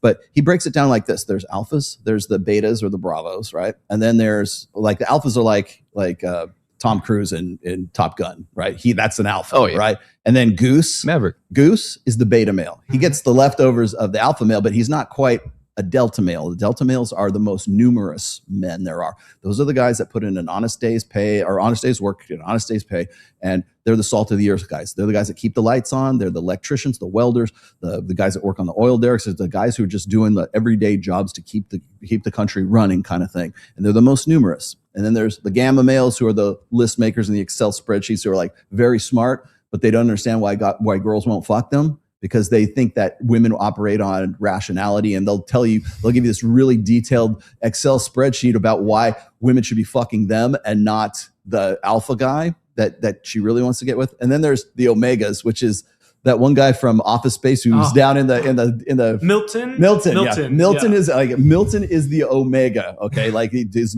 never doesn't know it. No one cares about him, and he's just that one guy who's like completely deficit and is unaware of it. Unaware of it, yes. But the deltas is what I focused on in the book, is because when you lose the deltas, you lose society. Oh yeah. So because the deltas have to keep the lights on, they work in raw sewage, they keep the utilities going, they pick up the garbage, they everything that like women take for granted. Like, we don't need men. You need the deltas, because you wouldn't have gotten to that podcast in the first place were it not for the deltas keeping the roads going and keeping the stoplights going and everything else. They are in charge of keeping society moving. Yeah. And the thing is for the longest time we have had this social contract where the deltas can say, well, all I got to do is get a bachelor's degree, or maybe I get into a trade like welding or electricians, or I'm into construction. So all I have to do is learn a trade, go and earn some money, and then I'm relatively certain I'd be an average guy, and I'm relatively certain that I can get an average woman and have an average family of two to three kids, right? The thing is that social contract is now gone because average women don't want to get with average men. In fact, average women feel entitled to elite men right now. Yeah. So all of that's gone. And the real problem is not Scott Galloway saying, I'm really concerned that we're creating this generation of young men who are just like the dropouts, or they're worried about them being like sort of not participating in society, and the male loneliness epidemic and everything else that comes along with that. I'm like, that's not what you need to worry about. You need to be worried about losing the deltas, because when you lose the deltas and the social contract's not there anymore, the lights go out. And nobody joins the military. And nobody joins the military. Police force. Yeah. Yes. Exactly. Have you guys seen Homath? Of course. Oh yeah. That guy is the fucking best, man. Yeah. That is the greatest breakdown of hoflation I've ever seen. Yeah. Yeah. He's a cool guy. So once you lose the deltas, you lose society. And that's really what, I mean, I'm not a big fan of Scott Galloway, as everybody knows, but I said, if you're going to focus on anything when you're on trigonometry, or you're on you're on with Chris Williamson, look at it from the perspective of the average man and the average woman, because all he's saying is, if you're an average guy, you just need to lift yourself up into the elite class, and then women will want to fuck you, right? Yeah. And it's like, no. Those guys still believe to this day we need delta males. We need guys to go out there and get shit done. But there's no motivation for them to do that, because they're not going to get an average wife, and they're not going to have average kids anymore, because now women, even if by proxy, Because remember, we're looking at the global sexual marketplace versus the local sexual marketplace. And when women think that they deserve and they're entitled to an elite man because of the global sexual marketplace, because they could get flown out to, a yacht party and see Drake in Biscayne Bay, right? If they think that that's a possibility for them, their local sexual marketplace is average guys. They're never going to want to get with those guys, which is why you see more and more. What is it? The Morgan Stanley article, which is Rise of the She Economy, right? Where, and by the way, I see this getting quoted over and over and over again, where they say by 2030, women of working age between 25 and like 44, that's what they consider working age, will 42 or 43% of them will be single. Doesn't say anything about childlessness, because people think that you're associating childless with that as well. Doesn't mean they can't have kids out of wedlock. So just saying. It's the same with fixing the marriage rates. The thing is, but what's the reason for that? Because it's not because guys ain't living up. It's because average women don't want to fuck average men. Until Scott Galloway can fucking get that through his head. Like the point of the conversation is just pointless. Did you ever read Jonathan Haidt's book, The Anxious Generation? Yeah, I will have I listened to it. I think it explains almost everything. Mm-hmm. Like he talks about in a 3-year period how these kids who grew up with cell phones just brought massive levels of wokeness and offendedness to these college campuses. Mm-hmm. Well, I'm telling you, I think it was actually Andrew Tate on Jack Neal. He said that, or no, it was on Patrick Bet David. He said social media is the greatest envy creating tool in history. So this envy that they've created is the reason why wokeness and excessive levels of hypergamy exist. It almost, I'm telling you, if there was one issue that we could just get settled, is just children do not get smartphones until they're 17 years old. 100% agree with that. One problem, we would not have these issues. And again, with Scott Galloway, the part where he's wrong is like, women can have whatever standards they want, but these standards are artificially imposed on them because of their access to dating apps, social media, and because they get their validation by not going out, and they're getting so much attention from these men, and they're, while at the same time witnessing other men that make their current partner look lacking. And here's where the most pernicious part of this is that as a man, if I have a fantasy about a beautiful model, I can just have that fantasy and that's it. It's just fantasy. Maybe look at some porn or whatever, but that's the end of my fantasy. If I'm a woman, a very, very average looking woman, I can slide into the DMs of multiple celebrities, famous people, even if it's the top personal injury attorney in my city or the mayor or whoever. And now me as a very average woman, I can compete for these high status men. That's what Andrew Wilson said. The social media is the first point in history where average women could compete for the high status men. And the difference is, whereas my fantasy has a ceiling, Megan Fox and was Sydney Sweeney, they're never going to meet me. The paradigm's not there. They're never, the ceiling is me just throwing my, shooting my shot. With them, these women, they actually bust through the ceiling. They have sex with the center fielder, the movie star, the NBA champion. They have sex with learned behavior, the Giga Chat. They see their favorite streamer, if it's King 6'8" or Clavicular, and they have sex with him. Now that fantasy it's so pernicious because now they've actually physically felt some of that fantasy. It's now tangible. So it's tangible, and so now it's ruined them. Whereas with the men, it's like, I know Sydney Sweeney doesn't give a fuck about me. With the women, they're like, they get to at least have sex with Drake or 2 Chainz or whoever, and Michael B. Jordan or Tyga. They have sex with the dude, and then now because of that, they're ruined by every other man that they come in contact with. And Scott Galloway won't address that, because that is the issue. It's not these men didn't all of a sudden become weaker and dumber, and I mean, to some extent maybe, but like that's not the reason. It's not that all these men have fallen short. It's that they're being compared to an unrealistic expectation that women have of what men can do. But men's expectation, while it may also be somewhat unrealistic, it's not that unrealistic because we never lived the fantasy. So it doesn't destroy our dopamine. It doesn't make us that unrealistic. It's like hypergamous window shopping for women. Yes. Right. Where these options could potentially be a reality based on the sort of feminine superiority of society that we live in at the moment. Whereas men are very much like, no, you get what you're given. The whole sort of throwing out the deltas. They're sort of there is no expectation for anything better from social media. For you, it's only going to be like the top level. But I've said something like this from a different perspective, mainly just the anxiety that is induced from social media. Because when we were growing up and we were like getting into, sports or playing guitar or like, getting into fitness or that kind of thing, we were not presented with the greatest, best version of that fucking thing every single day. So you had your own competition or even just your group of friends or even your own town. Nowadays, when you're playing guitar or when you're trying to get fit or you're trying to do anything, now you've got the greatest fucking example of that thing on your phone. And you're like, I'm never going to fucking do that. Jesus Christ. Might as well throw this whole thing away. You see the 8-year-old kid in China that can play like Eruption note for note. They're like, I give up. Fuck it, I'm out. Right, and you give up. And it's this kind of thing as well that's probably affecting men and the game that they have is just like, well, women are going after these guys. I don't want this guy. I can't go to the gym and go from 5'10" to 6'2". That's fucking impossible. You didn't earn or achieve 6'2". You just fucking are. I can't do that. So I think I think you're right. The most 100% that the anxiety that's being instilled on this new generation of men is definitely coming from social media, and there does need to be a ban on that. Well, you talk a lot about how like status is perceptual, right?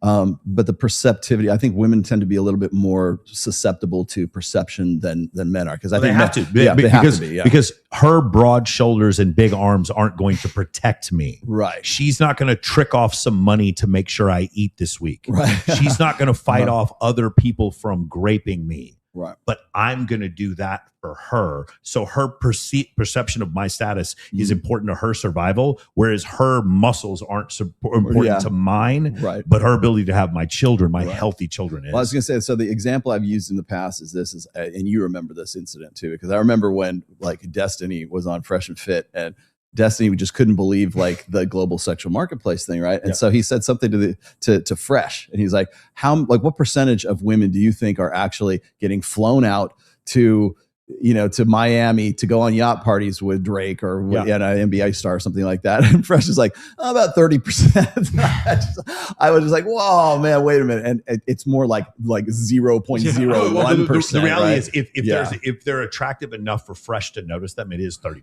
Right. But that's not the majority of ones. Well, but regardless of the percentage, is it higher than the male percentage? But see, that's not the point. Like what Fresh should have said is that's not the point of who's actually going out there.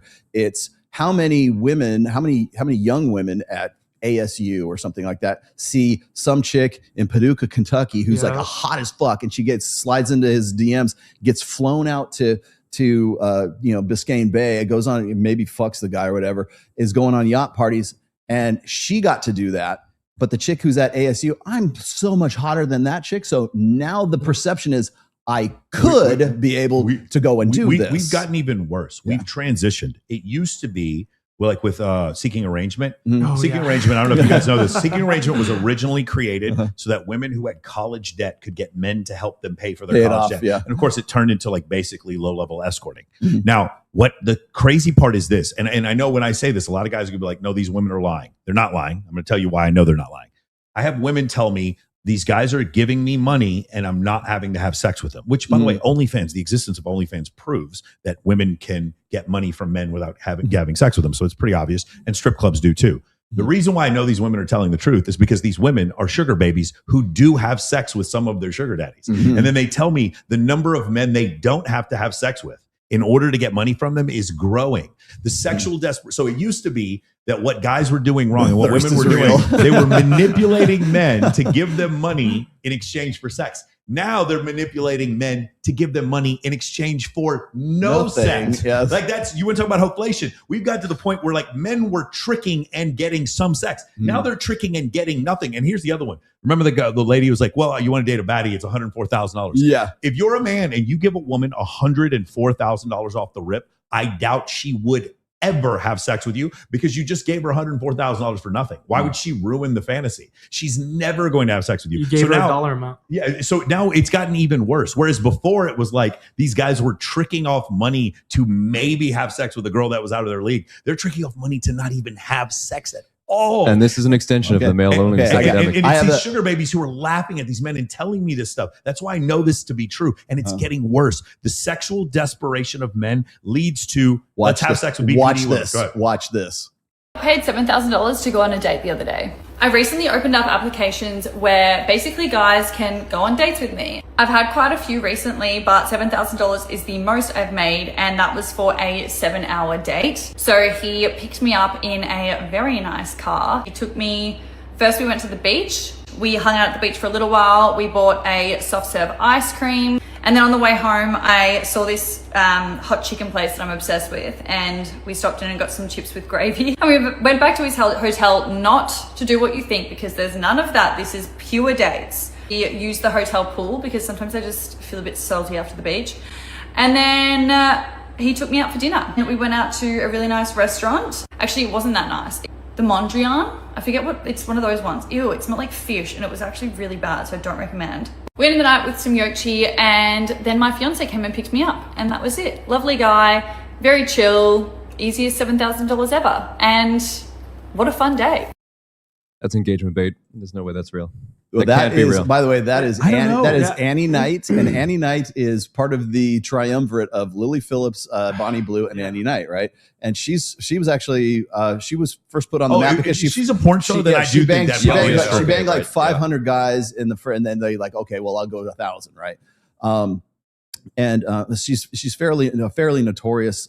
Only I don't know if she does commercial porn, but she certainly does OnlyFans. And she's very well known. Annie Knight is willing to have sex with multiple men at the same time, and this guy gave her $7,000 and didn't want to have sex with him. Yes. Fellas, do you understand? There's two sides to this. When I go to a car dealership, if I spend more money, I get a better car. Generally, it's not how this works with women. No. The more money you're willing to spend and not receive compliance, the less likely a woman will ever be to have sex with you. And if you lead with money in the beginning, she can never generate genuine desire for you. It can never happen. No. Now, a woman can have genuine desire for you, do everything for you, and then at the end you buy her a house because she's had your kids. You can add money later, but you can never lead off with it. And when you do, guys, I'm not telling you this because I'm hurt by women. I'm telling you this because I live in a city full of sugar babies, and these women constantly tell me, every single one of them who gets paid to spend time with a man, every single one of them has another man that they have willing, open,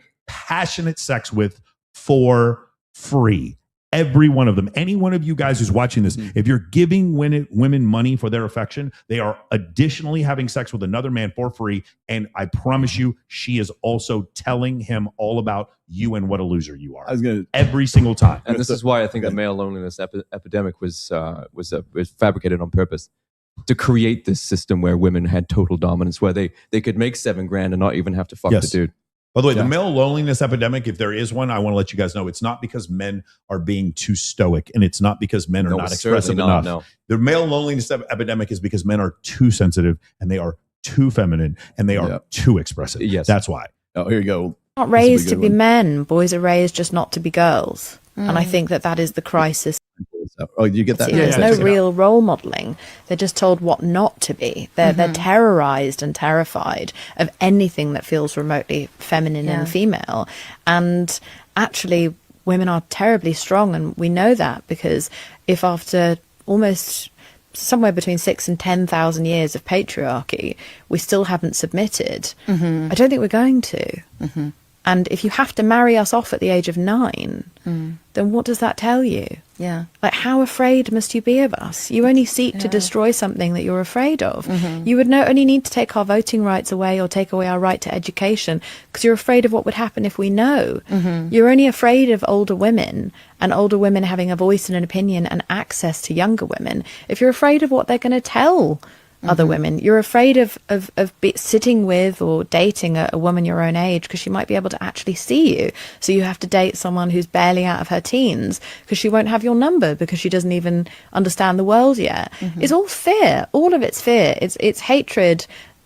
It's a mask of hatred, but really it's terror. They're so afraid of us, and it's so sad because that strength that we have doesn't have to be subdued. It could be harnessed more intelligently than this.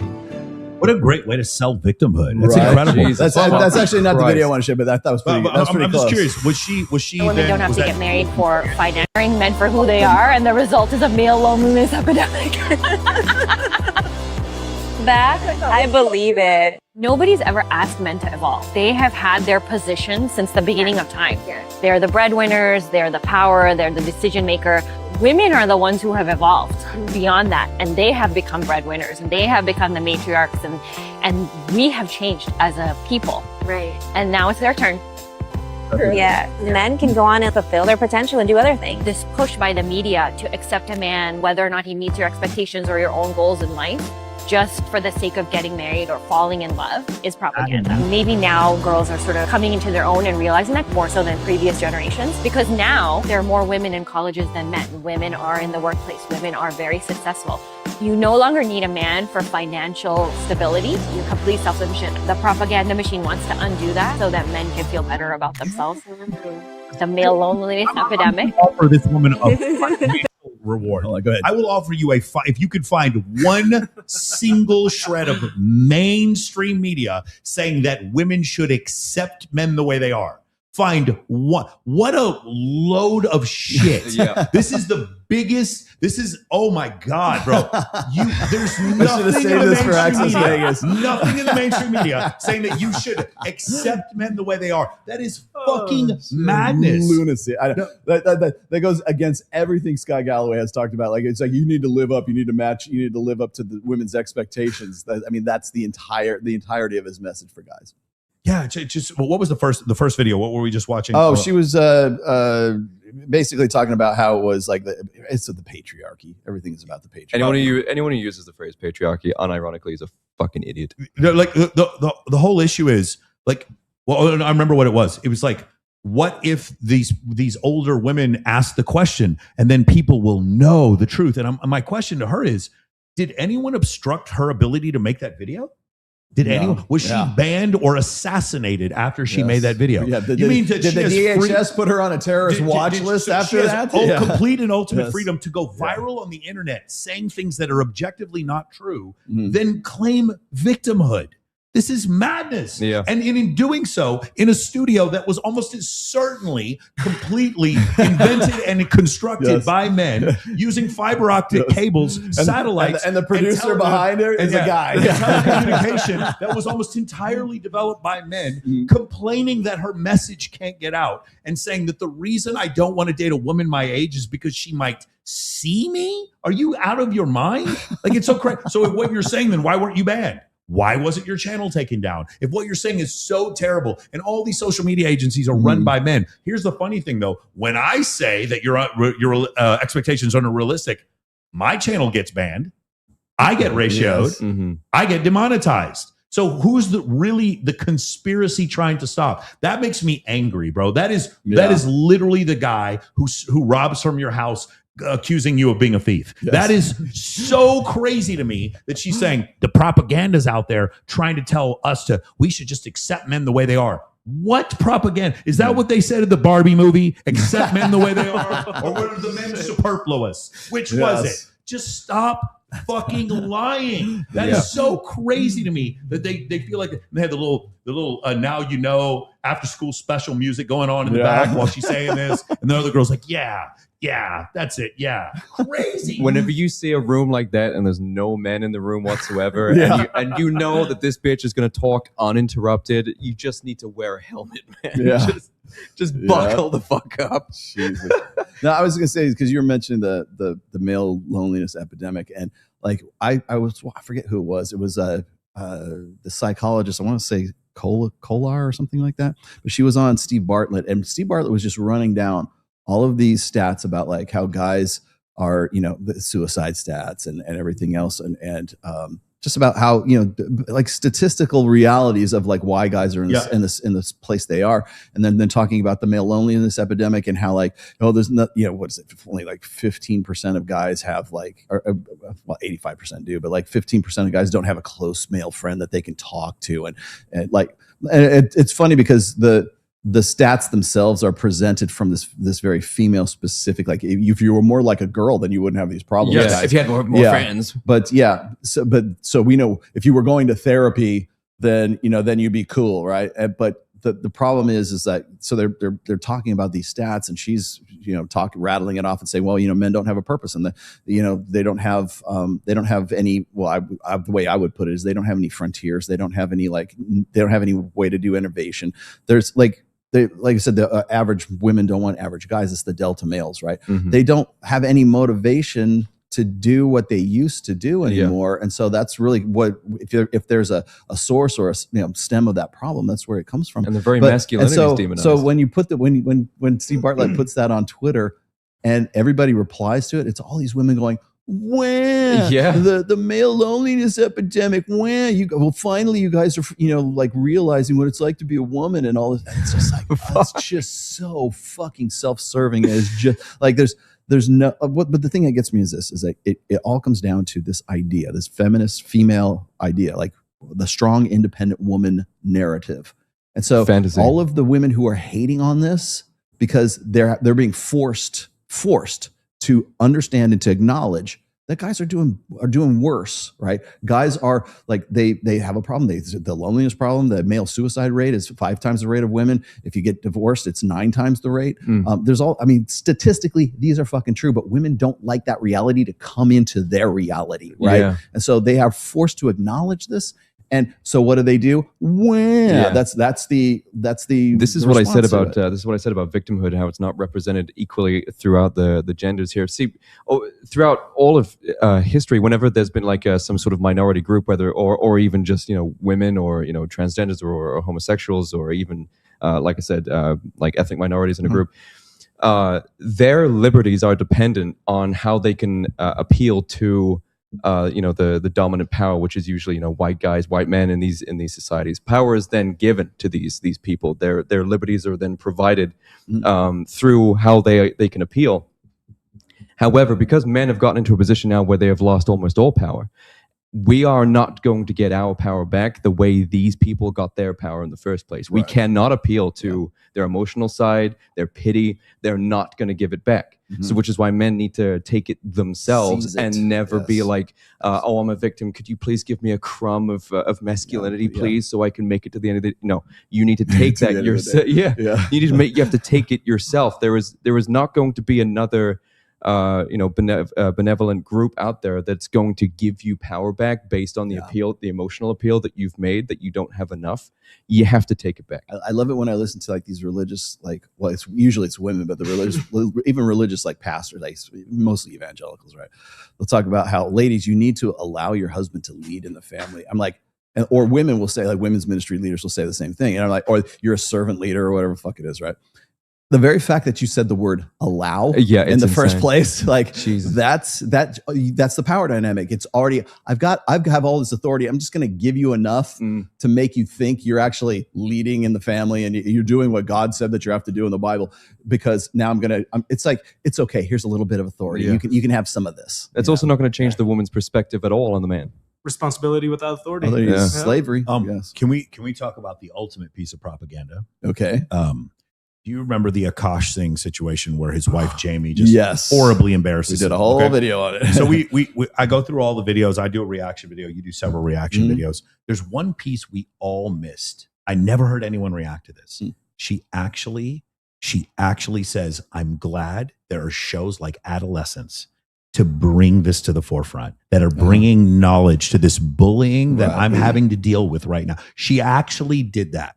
And this is something that was some of the first videos I saw. So for those of you who are watching this, and I am challenging anyone to a debate on this, please.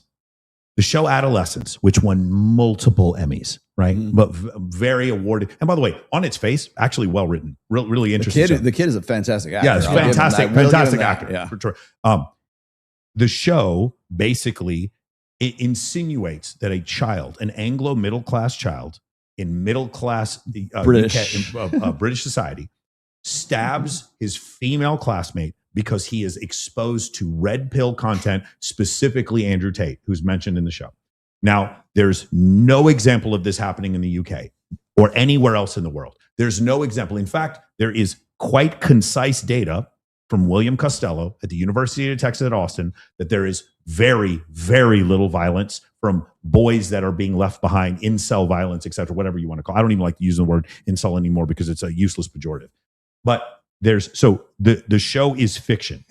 And then because it's fiction, it's a nice piece of fiction, whatever, yada, yada, yada. No, the show is now shown. You mentioned this before. I didn't know this. I did a whole video on it, yeah. Shown to children as a piece of propaganda to children in public schools to try to keep them away from watching red pill content, even though this action that's in the show, a white kid stabbing his teammate because he watched red pill content, never happened. I'm looking for someone to debate me on this. I'm looking for someone to actually say, no, adolescence is real. It brings up a real problem. It's a documentary. It's a documentary. Now, now here's what made it even crazier. The producers of adolescence, their content is out, that they're actually being brought forth in front of Parliament. Their content is being used as evidence against evidence in order to support this censorship legislation they have in the United Kingdom. Am I correct about this so far? Okay, this is the equivalent of us being concerned about aliens. So we call Will Smith, the star of Independence Day, to speak in front of the Senate and the House to let us know, Will Smith, how do we protect ourselves from these aliens? And he's like, what the fuck are you talking about? I'm an actor in a movie.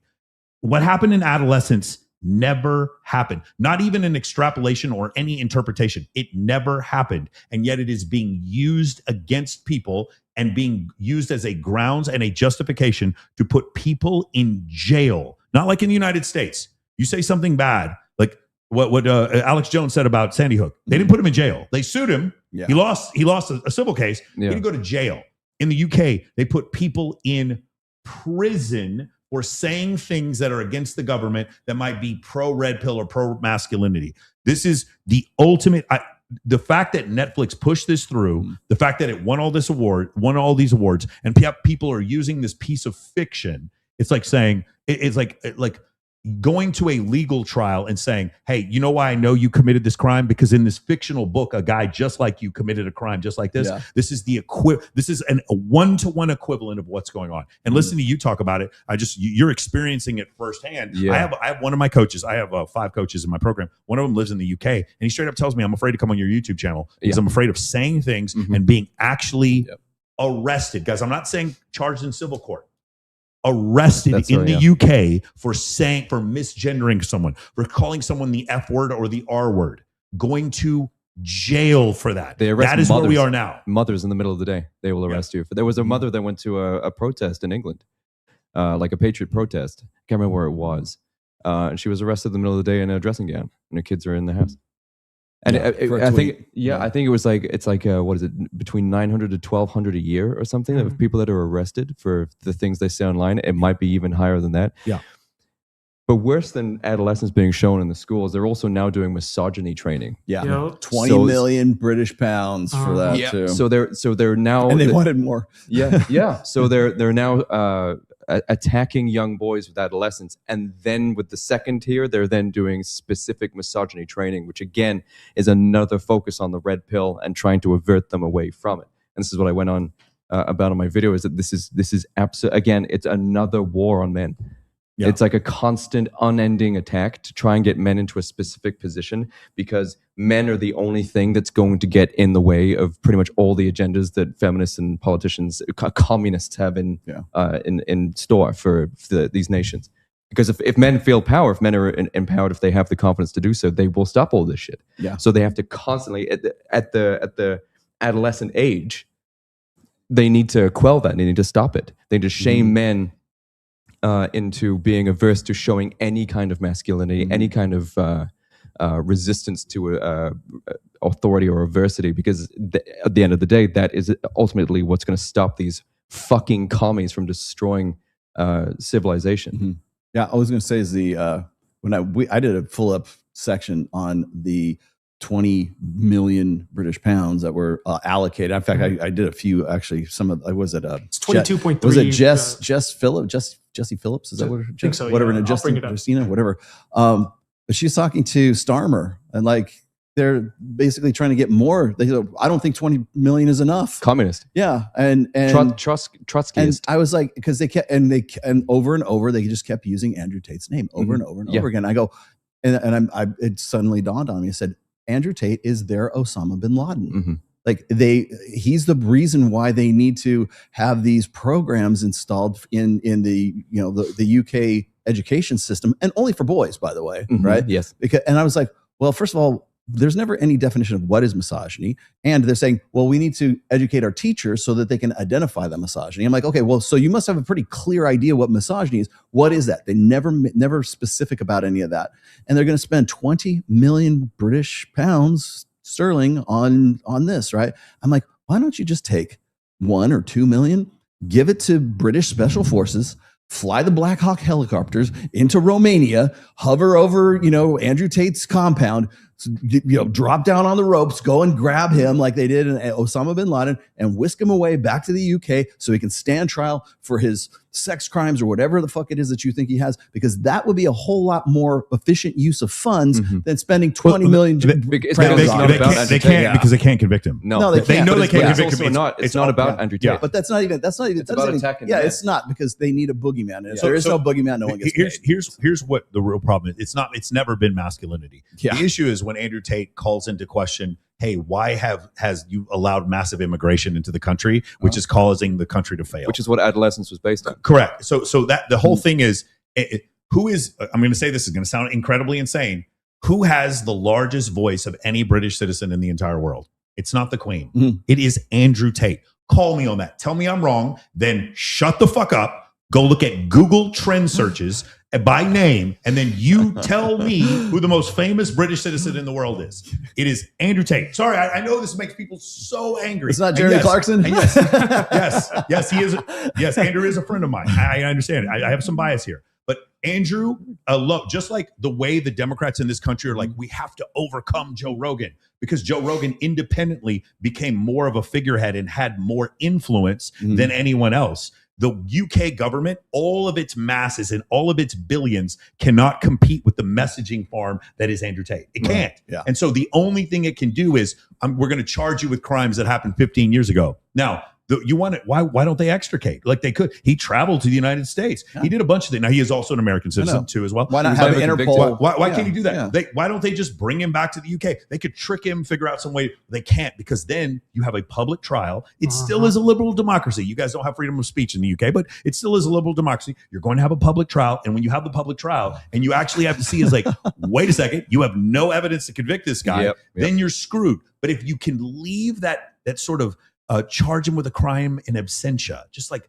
leave that little bit of doubt. Yeah. It's way more powerful to charge him with something and then to use him as a scapegoat than if you actually put him in jail, because then once you have to put him in trial, you can't. This is what Romania figured out as well. It's like, well, we can't actually convict him, but we can keep him on house arrest for as long as tried. Yeah, they tried. It's so amazing, like how much money they put behind this. You guys understand how easy, like, if a government wants to convict you of a crime and they have evidence, they can convict you. You see billionaires in this country losing SEC violation cases. You're not going to fight it. And you're telling me that the Romania can't get a conviction and the UK can't get a conviction, but you're sure he's guilty? Maybe he is. Maybe I'm completely wrong. But my whole point is this. It's like, when he continually, with just one emergency meeting broadcast that he does from Romania, calls into question the entire British government, and there's the things he says they seem very factual and based. When he does that, when he's like, hey, Brexit wasn't about racism. Brexit was actually just like, hey, the Germany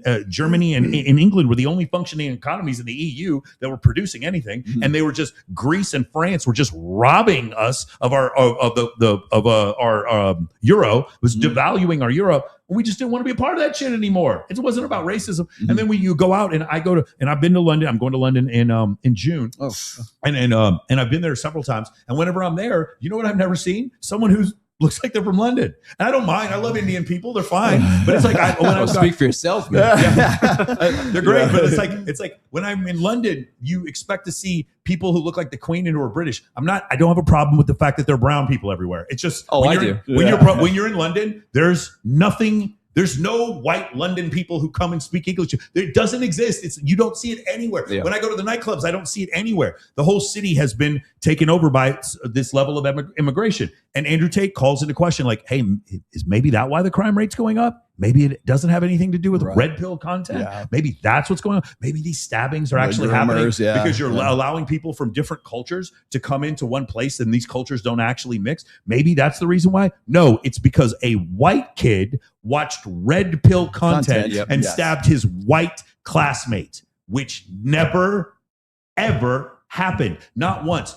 Ask the most woke AI model if you want. Please do deep research. Please, can you please find one case where this kid stabbed his classmate because of red pill content? Can you please? And you'll ask that AI models, and they're like, yeah, we can't find one. We can't find one single time where that happened. We can't. And it's like, well, is it true that there's actually data that shows that there isn't that a great deal of incel violence?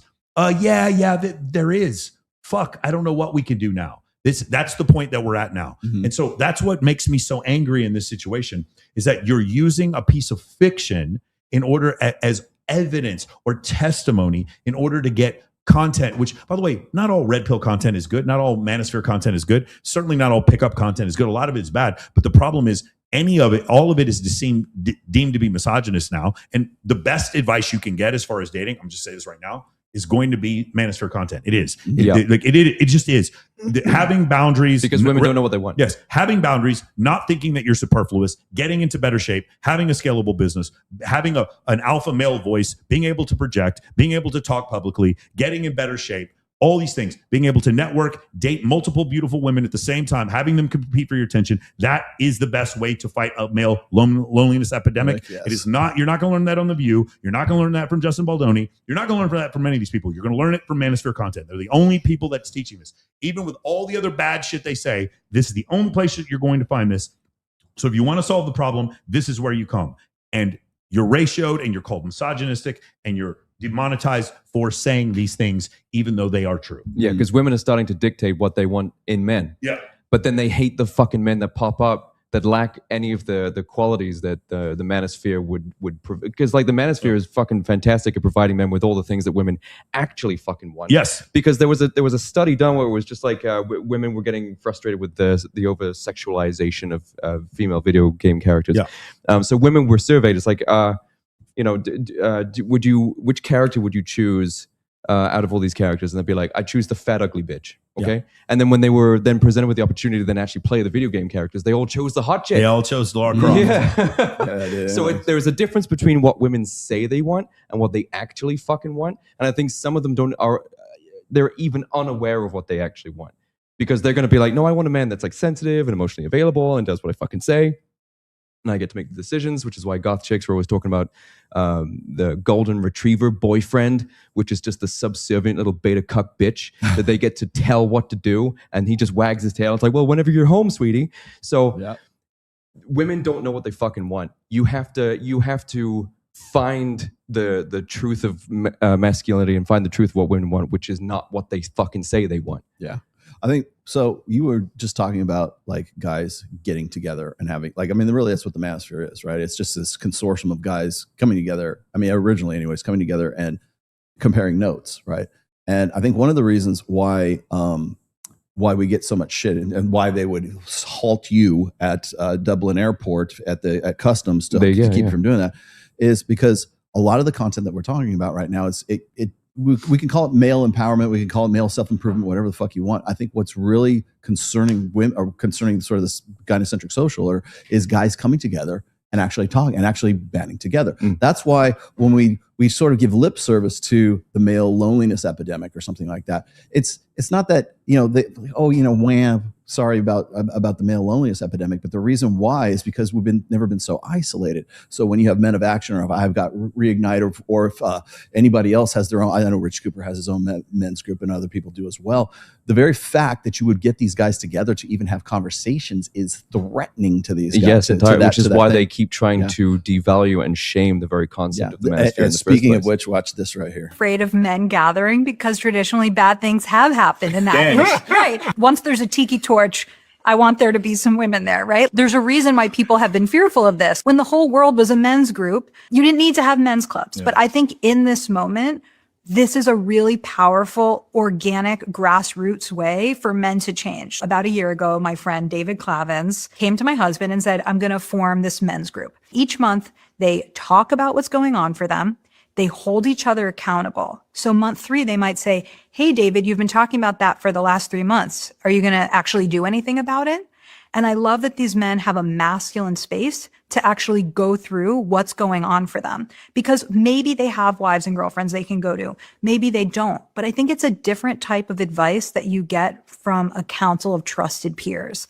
And I really do think that men's groups could change a lot of these issues.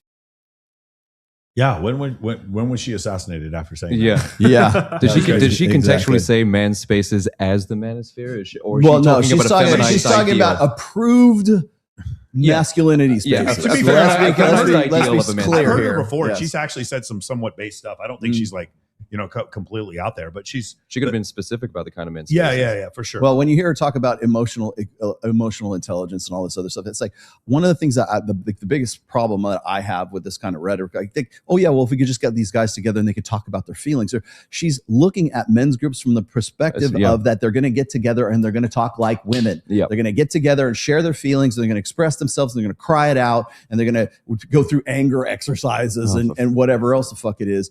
And they're gonna it's basically drum circle, therapy for guys. Yeah. And the problem is that what they're trying to do, even in like they can see that guys need to have like tribes, like really what's Men of Action, what's Reignite, right? We have our own groups, right? But I'll tell you right now, we ain't talking about the shit that she would think is like approved by the feminine imperative to have a guy that group together. They would call us misogynists. They would call us weaponizing, the ability to understand female nature. And yet the strange thing is that the people who then read your book, join Reignite or join Men of Action, they don't seem to be part of the male loneliness epidemic. If you were to survey my 4,300 clients, strangely, they're going to tell you they're not lonely. They're actually very happy, and it's strange. It didn't come from them being more expressive on dates. It did not come from them being more woman-like. Again, women don't know what they want. Yes, it came from these men becoming fucking ripped, rich, and dangerous. Yes. That's the reason why they were able to get out of the male loneliness epidemic, because they didn't listen to what people told them. They only paid attention to their actions. And by the way, that's the answer to all of this, by the way. Just pay attention to people's actions. Yes. Don't listen to what they tell you. All you have to do is like women vote with their vaginas. Don't listen. If you have 6 female friends and they keep saying you have a sister and your nieces, whatever, and you have some girls at your college, and they all complain about this one guy, Brock. Fuck Brock. Brock is this bartender. I can't stand this guy. Brock is so arrogant. I can't stand Brock the bartender. What an asshole. What is the one thing you know about Brock, guys? What is it? He's fucking all of them. of them. He fucks all of them. Oh, yeah. Fucks all of them. You know this to be a fact. And so when you just pay attention to what women do, or even men, what men or women do, and not what they say, you will always come to the right answer. Yeah. Well, I was going to see, once again, every time I listen to this chick talk, especially when she's on like Steve Bartlett or something like that, and she's a prime example of this, but other women do the same thing, is they seem to think that men and women, they still subscribe to the idea that men and women are the same, like the blank slate, right? Yep. So if therapy works for women, that same therapy should also work for men. And so, if it doesn't work for you, then there's something fundamentally wrong with you. Mm-hmm. Rather than understanding the fact that men and women do not process emotions the same. Yeah. We have different hardware. We have like our synapses are not created the same way as women's are. We know this to be true. We've plotted the human genome. We know what through fMRI scans. We know that our synapses are different from the way women think, different than men do. There's different proclivities. Women are interested in people. Men tend to be interested in things. Just that alone. And by the way, those differences begin in the womb. They go down to the molecular level, down to the cellular level. Men and women are different. And man, when Steve Stewart Williams' book comes out about the sex difference things, that is going to rock all these people's worlds, because they're going to have to admit, because in black and white, there it is right there, that men and women are different. So to say, well, therapy's sexy, or the reason why you didn't cry at the end of Titanic is because you're socially unintelligent. You don't have the I didn't cry because it you was don't have the stupid. emotion. You don't have the Let him emotional, climb up on the fucking plank. Yes, you don't have emotional intelligence. So the reason why is because you're emotionally stunted. You're clinically emotionally retarded, right? Yeah. The fact of the matter is we don't have the same hardware, but we live in a gynocentric social order that punishes men for not emoting like women, and that's the basis of her. That's the basis of her whole criteria. Why is there a male loneliness? That's an emotion, right? Loneliness, right? Why does that exist? Well, we're not going to look at the reasons for it. We're just going to say, well, we don't want to be bothered by male problems, so just go to therapy. just talk it out. Yep. Just go meet with your bestie at Starbucks and have a good heart-to-heart talk. Yeah, don't discuss your power, discuss your inferiorities. Right. Yeah, because we don't want you meeting up in men's groups and discussing how fucking dope you are. We want you all crying and talking about notice your what she said. deficit. Notice what she said, though. It's like, I want a woman to be there when men gather. I want a woman to be there to sort of like police the fucking to mediate, to police the fucking conversation. In MOA, I don't change the way I talk, and we have women come on. Katie Moore, before she passed away, was on every call for years. Right. Like this is something. Why is it? Because I'm not afraid to say these things because most women agree with me. Because the vast majority of women agree with me. Do you want a man you can push around? No, I don't. They don't find that attractive. They don't. And so, yeah, that's definitely a big issue. That whole situation. Also, don't tell women your problems. Yeah, it's a trap. Definitely. It's a huge fucking trap. Yeah. If you're dating a girl, or if you're in a long-term relationship, or even if one you've just met for first date, never fucking talk about what's going on in your head to a woman. My therapy is the squat rack. Yeah, that's it. I don't need to go. Oh my god, yeah, sweat it out, man. Like, yeah, psychoanalysis. Like you were saying, like men don't need, sit on like fainting couch, psychoanalysis. They need a fitness coach. Yeah. What if instead I got groups of men together, and instead of me accepting my superfluous nature that I've been taught over the internet, that I need to understand that my role in society has been lessened and I need to accept it. What if instead I get a group of men together and we get in really good shape? We learn sales techniques, grow businesses together, and actually learn from one another on how to deal with women when they try to go past our boundaries or manipulate us. What if I did that instead? Would that be okay? Is that acceptable way for groups of men to come together? By the way, I do that, and I have women on the call, and they never disagree with me. Yeah, well, I mean, they never disagree. I love it when it's like you need to. Oh, go ahead. That comment. Just tell AI your problems. Absolutely, don't do that. These are all learning models. Yes. Don't do that. Yes, it'll make you kill yourself. Yeah, and I'll tell you how to do it. Here's how to tie a slip knot. It'll actually give you directions how to do it too. Yes, don't do that. We got this one. Genuine question: is legal marriage effectively outdated now, similar to knowing how to ride a horse? I don't know how you made that connection, but is legal marriage effectively outdated? You now? Got cars. Why would you need to ride a horse? Yeah. But I guess the connection is kind of loose. Legal marriage. I don't think we no longer have the equity for marriage anymore. The primary issue here is the fucking birth rates. We shouldn't be putting birth rate inclining birth rates behind the marriage paywall. The primary focus now should be having kids. Yeah, I was going to say is because that's another thing. When I was listening to Nick Frietas, he was talking about, well, here's the problem. We have a declining fertility rate because people aren't getting married, because the dating, and he's going backwards, because the dating market sucks and everything, women, female empowerment, and guys are lonely and guys are stupid, blah, blah, blah. And so he's basically like backwards tracking from the fertility crisis back to like, well, the reason we have the fertility crisis is because people like men and women have this gender divide. They can't get together. They can't get married, can't form families, can't have babies, right? Yep. Like that's the only way that babies are made, right?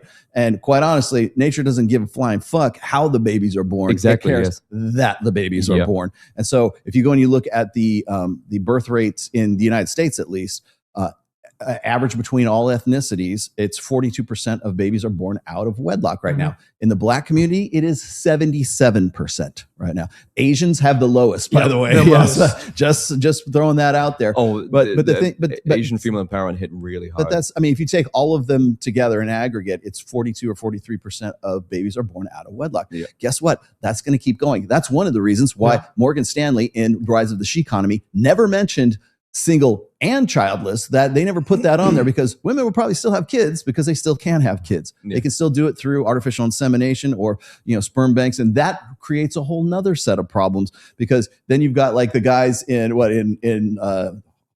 Denmark or Norway or something like that. Norway. There's this, I was reading this story where this guy in Norway was a sperm donor. Yeah. And there's 200 women in the UK, because he was a private donor, but wasn't like going through a regulation, private donor. And so, and he had a gene marker for cancer. And so some of the babies were developing cancer as a result of that. But what's lost in all of this is 200 women pick this motherfucker to be their baby daddy in the first place. And I will tell you right now, it wasn't because he was, hyper intelligent and he was, a college professor and he had a degree in philosophy or something like that. It's probably because the guy looked really good. Yeah. So, we got to call a spade a spade. Some would argue that's why Justin Trudeau actually won in the first place. Yep. Yeah. Yeah, he's liberal and he looks like that. But again, you're looking at it like from the fertility rate. When you're if you're gonna tie the fertility rate to marriage, I think that's kind of a backwards ass concept. Yeah, like I said, the equities ran out. Yeah, like whenever the dating industry was, or the dating climate was, far healthier, and marriage rates were quite high anyway, then sure, fine. You can keep reproduction behind the marriage paywall because you're all getting married anyway, so it doesn't really matter. But now that marriage is not even being met, and then birth rates aren't even being met, you need to fix the birth rate before you can then reestablish the sort of tradcon ideal of marriage anyway. Well, one of the things that like Andrew Wilson just did another debate with Rich Cooper. I don't know if you saw that, but it was very similar. It's basically word for word almost the debate that he had with Coach Greg Adams, the CGA, right? And again, the premise was, is marriage worth it? Is marriage worth it today? And well, what the fuck do we mean by worth it? We don't define terms. It's not really it's not a debate period. Let's just be honest. Okay. But again, is it worth it in the 21st century? If you're going to say financially worth it, or if it's personally worth it, or however you define worth it, I can make a case that it is not worth it right now, but that's not what Andrew does. Andrew says, well, here's my solution to this. Yes. And if you're going to talk about the solution, he's not incorrect when he says that the best way to raise children is in a two-parent mom and dad, a female and a male, a masculine and a feminine in the relationship. And it's the best way to raise children. Yes, you're 100% right about Andrew that. said when I had my interview with him, and the reason why he is right is because he says not all men are going to get married. He just says that secular marriage doesn't make any sense. He's right. Like, he's admitting that there are problems, that there are issues. Andrew would be wrong if he said every man needs to get married and here's how you should get married and it's a good deal. Right. He's not saying that. He has never said that. And that's the problem with CGA is what he was doing. He was like, well, we need to do this. And Andrew's like, well, no, here's an idea. If you do get married, why don't you get married under this covenant? Because here's statistics that show you're more likely to stay in your marriage. And instead of CGA dealing with that on its face, he strawmans him and he's like, no, you're just pro marriage in like every case. That's not what Andrew Wilson said. Well, the only caveat I have of that is that the title of the show was, is marriage worth it? And if that's the premise of the debate, then you're going to have to tell me whether you're going to have to take a pro or a con position to that. It's not, if the title had been, who has the best solution for the crisis of marriage right now you have a much different conversation as a result of that. And that's really like, next time you do this, Andrew, like, title it that instead of like, is it worth it? Because that's just a red herring. That's just a loss leader. The ambiguity is infuriating. Worth it for who specifically? Yeah. But I'm married. I'm coming up on 30 years right now. So like people don't know what to do with me, right? Tradcons don't know what to do with me because I'm more tradcon than they are, right? And I'm the author of The Rational Male. And I'll be the first one to tell you that as it stands right now, I'm not against marriage. I'm not against the institution of marriage. Yes. Is it the best way to have children? Is it the best way? Yes. I'm living proof of that, right? But the thing is like people think I'm anti-marriage or he must have a horrible marriage because he's so anti-marriage. I'm like, dude, I've been married for 30 fucking years. Like that's the problem that they have is like, if I'm critical of the way we do marriage now, instead of what the institution was about before, they can't make that dissociation right there. And that's what I'm trying to do if I'm going to go and take, if I'm going to, not that it'll ever happen, but like if I was to debate like Matt Walsh about this, I would say, well, it's really not really worth it for guys to, I understand why guys are hesitant to jump into marriage right now because it's an unconscionable contract. And then if you take what Fishbeck is saying, like if you cheat on her, she gets everything. Well, I can't think of a better way to make guys say, you know what, fuck it, I'm not going to take that risk. Why would you ever do that? And of course, then they say, well, you shouldn't plan to cheat on your wife when you get into when you're getting married in the first place. I'm like, who the fuck plans to cheat on their wife? Jeez. You know what? I think I'm going to get married, risk half my shit, and then I'm going to cheat on her. Rewrite this clause for me. Yes. Yeah, exactly. No.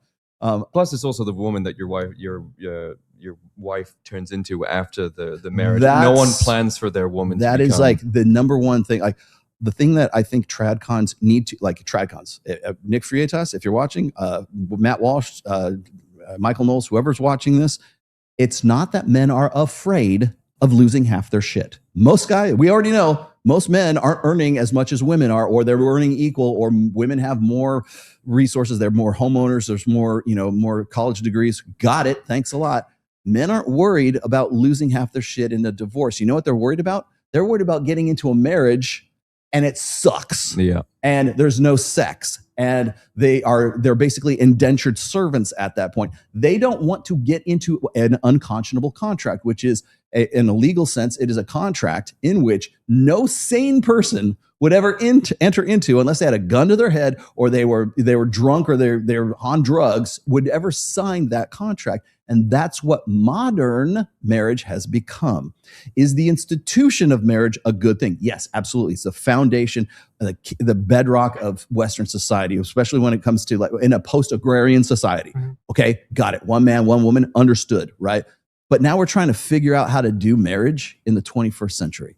Now we've got the open on his end, open on her end, Destiny and Melina model for marriage. Then we've got the open on your end, closed on her end model of marriage. And then you've got what I have, which is closed on both of our ends, which is the traditional way. Yeah. And then there's really the most common, which is open on her end and closed on your end, but you think it's closed on both ends, right? Because she's still got her OnlyFans up, or she's still got her Instagram up, and she's still advertising in case somebody better comes. Yeah. So yeah, is it?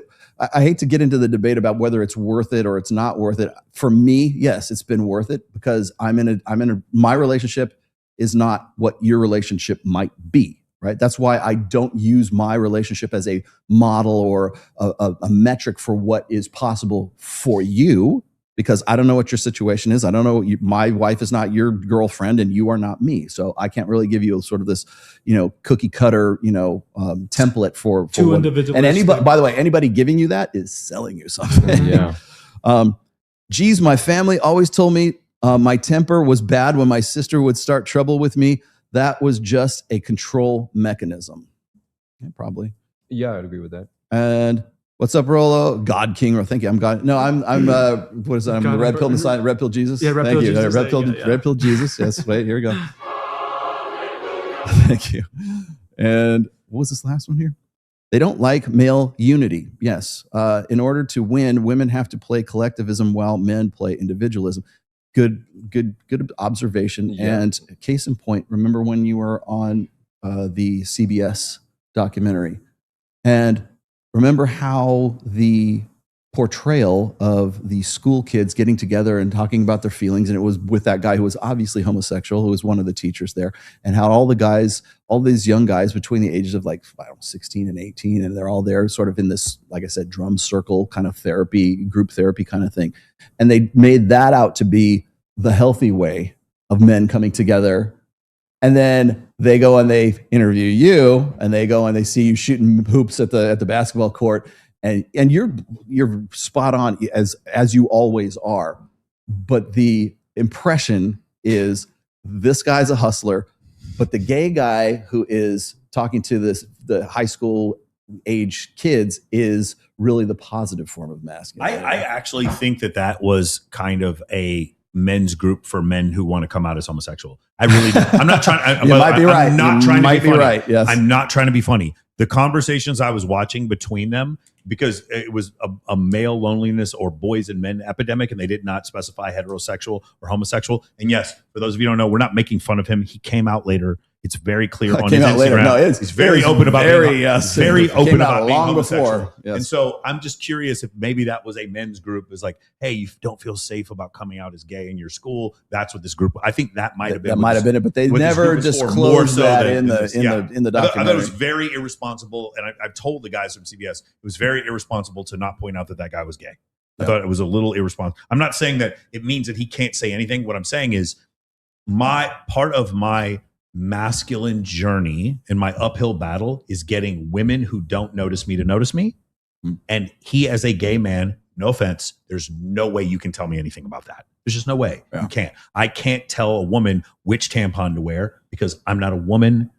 You don't wear tampons. This gay man cannot tell me, or this gay man might not have the correct understanding of the incredible problems. Just be more sensitive and be more open. Okay, gay guy, I'm going to listen to what you say. I'm going to go on a date with a girl. My last 3 girlfriends cheated on me, and I just really want someone to love. I'm ready to get into a relationship right now. Wait, why are you walking out the door? Why is the girl leaving me? Oh, because I listened to this guy who doesn't understand how modern women are, try to tell me how vulnerable I need to be. Federal perspective. Right. Speaking of which, we had a young woman on the show. Okay, maybe young's a little, but a young woman on the show who is not here, who was supposed to be here, but she had a bone to pick with you. Oh, who's on this? On that was Did she make a video? No, she didn't make a video. She didn't make a video, but she did give me some videos that she had she thought were problematic. Okay. And so I'm going to of mine, of yours. Yes. Right. This is what she wanted to talk about these, and I figured I would bring them up. She also wants to date you. Yeah, most definitely. After that She's one, also for sure, insanely sexually attracted to you. Who was this? That was Jessica. Jessica Aaron. Jessica Aaron. I hope you like redheads. Where'd they go? Okay, this was number 1. This is what she had a problem with, and I want you to let's try to figure out why she had a problem with this video. Out there watching this, are you okay? Would you be okay with this? Your precious boy, your happy little boy who giggles and smiles, whose nativities you go to, school plays, get his feet measured to get his new shoes, whose face lit up on Christmas morning. Is he a f***ing monster? Is he? Your innocent little boy who's done nothing to anybody, who you would have thrown yourself in front of traffic to protect? You're going to let the government tell this precious little boy that he's a f***ing monster and that he's going to hurt people? You want to see his smile disappear? You want to see anxiety and guilt take over where happiness used to be? Not on my watch. Not on my watch. Why would she have a problem I can't even with imagine. that? I can't imagine why she. I'm not even. I'm being serious. Like we've had Jessica. She literally gave me. You're talking about adolescents being shown in schools. We've had Jessica on 10 times, and I don't even know what Jessica Aaron, if you're watching this, do you really want the government to raise your child? Like, I cannot possibly imagine what her objection to that was. Right. Yeah. I'll ask her later. That's wild. Like, what were you like? Okay, so can you give us a breakdown of what that was about? Yeah, that was me talking about the emotional effects that the misogyny classes and adolescents being shown in schools is going to have on your boys in school. It's going to change them entirely, and it's going to ruin them. So you have your precious, from appealing to mothers there, you have your precious young boy who, birthdays and family holidays and his smile and his teeth falling out, and you have all these really special close moments with your special boy. And then you've got the government coming in and convincing him that he's a dangerous threat to women and everyone around him, and that even if he doesn't have any intentions of being aggressive or masculine, that people are always going to assume that of him, and that the emotional toll this is going to have on your son is going to be devastating. So from a mother's perspective, bringing women into the equation here, are you going to allow the government to manipulate your son to change his entire demeanor? Is your son a monster? Which is what I was trying to say there. Yeah, see, I just don't understand why that was even controversial. Next time we'll just I'm wondering. We'll play the clip next time she comes on. I was wondering if she just was that part of a bigger show? Were you pulling that up along? Yeah, that was the very end of a 30-minute video or something that I did talking about adolescents being shown in schools and how men are being attacked. Yep. All right, this was the second one that she wanted me to put up here. So water can I promised her I'd do it. So here we go. Herein lies the problem. Herein lies the hatred that they have for yours truly. Women, especially narcissistic leftist women, do not like being held accountable. They hate that shit. They hate being called out. They hate being held accountable. This is why they get so whenever I call them out, whenever I point out how stupid they are. Most men will take that shit on the chin, like I do.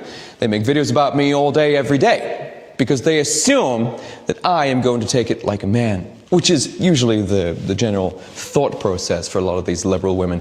I can do whatever I want, because at the end of the day, it's going to be mature men that fix everything at the end of the day, that put all the potted plants and everything and all the props back where they were so we can start filming again tomorrow. I get to do whatever I want, smash things, destroy the patriarchy, because at the end of the day, the patriarchy will still be there to make sure we're all nice and safe and everything is running smoothly.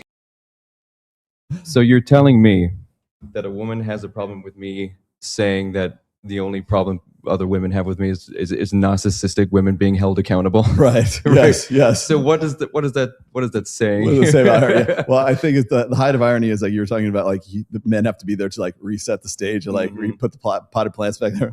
She's not here because she's on a porn shoot. Right? Yeah, I You win, Jessica. You win, Jessica. You Yes. have made your point. Yeah. Oh my I'm not even God. going to debate you. I'm going to go do porn. Yeah. You win. By default. I literally say the only women that would have a problem with me saying the things that I say are probably the narcissistic ones that Yes, hate being you held didn't even accountable. say all women. She did not hear that part. Yeah. And again, it's probably from a larger or from a longer. No, she form saw those content. clips. I think that's what it all was. Well, yeah, and that's The clips made her feel some kind of way. She can't really describe why it made her feel some kind of way, and now she wants to take it up with other people. I have that happen to me all the time, and then those girls usually become my biggest fans because the problem is like when they come and then I maintain frame. They're so not used to that. They're so used to the soy boys that they have to deal with. Oh yeah, and I maintain some level of frame, and then all of a sudden they're like my best friend and want to hang out with me, even though they disagree. Katarina, what a great example. Right. The Serbian girl comes on all the time. We're friends. She doesn't agree with anything I say politically, but I don't like kowtow to her like every other guy does because she's pretty.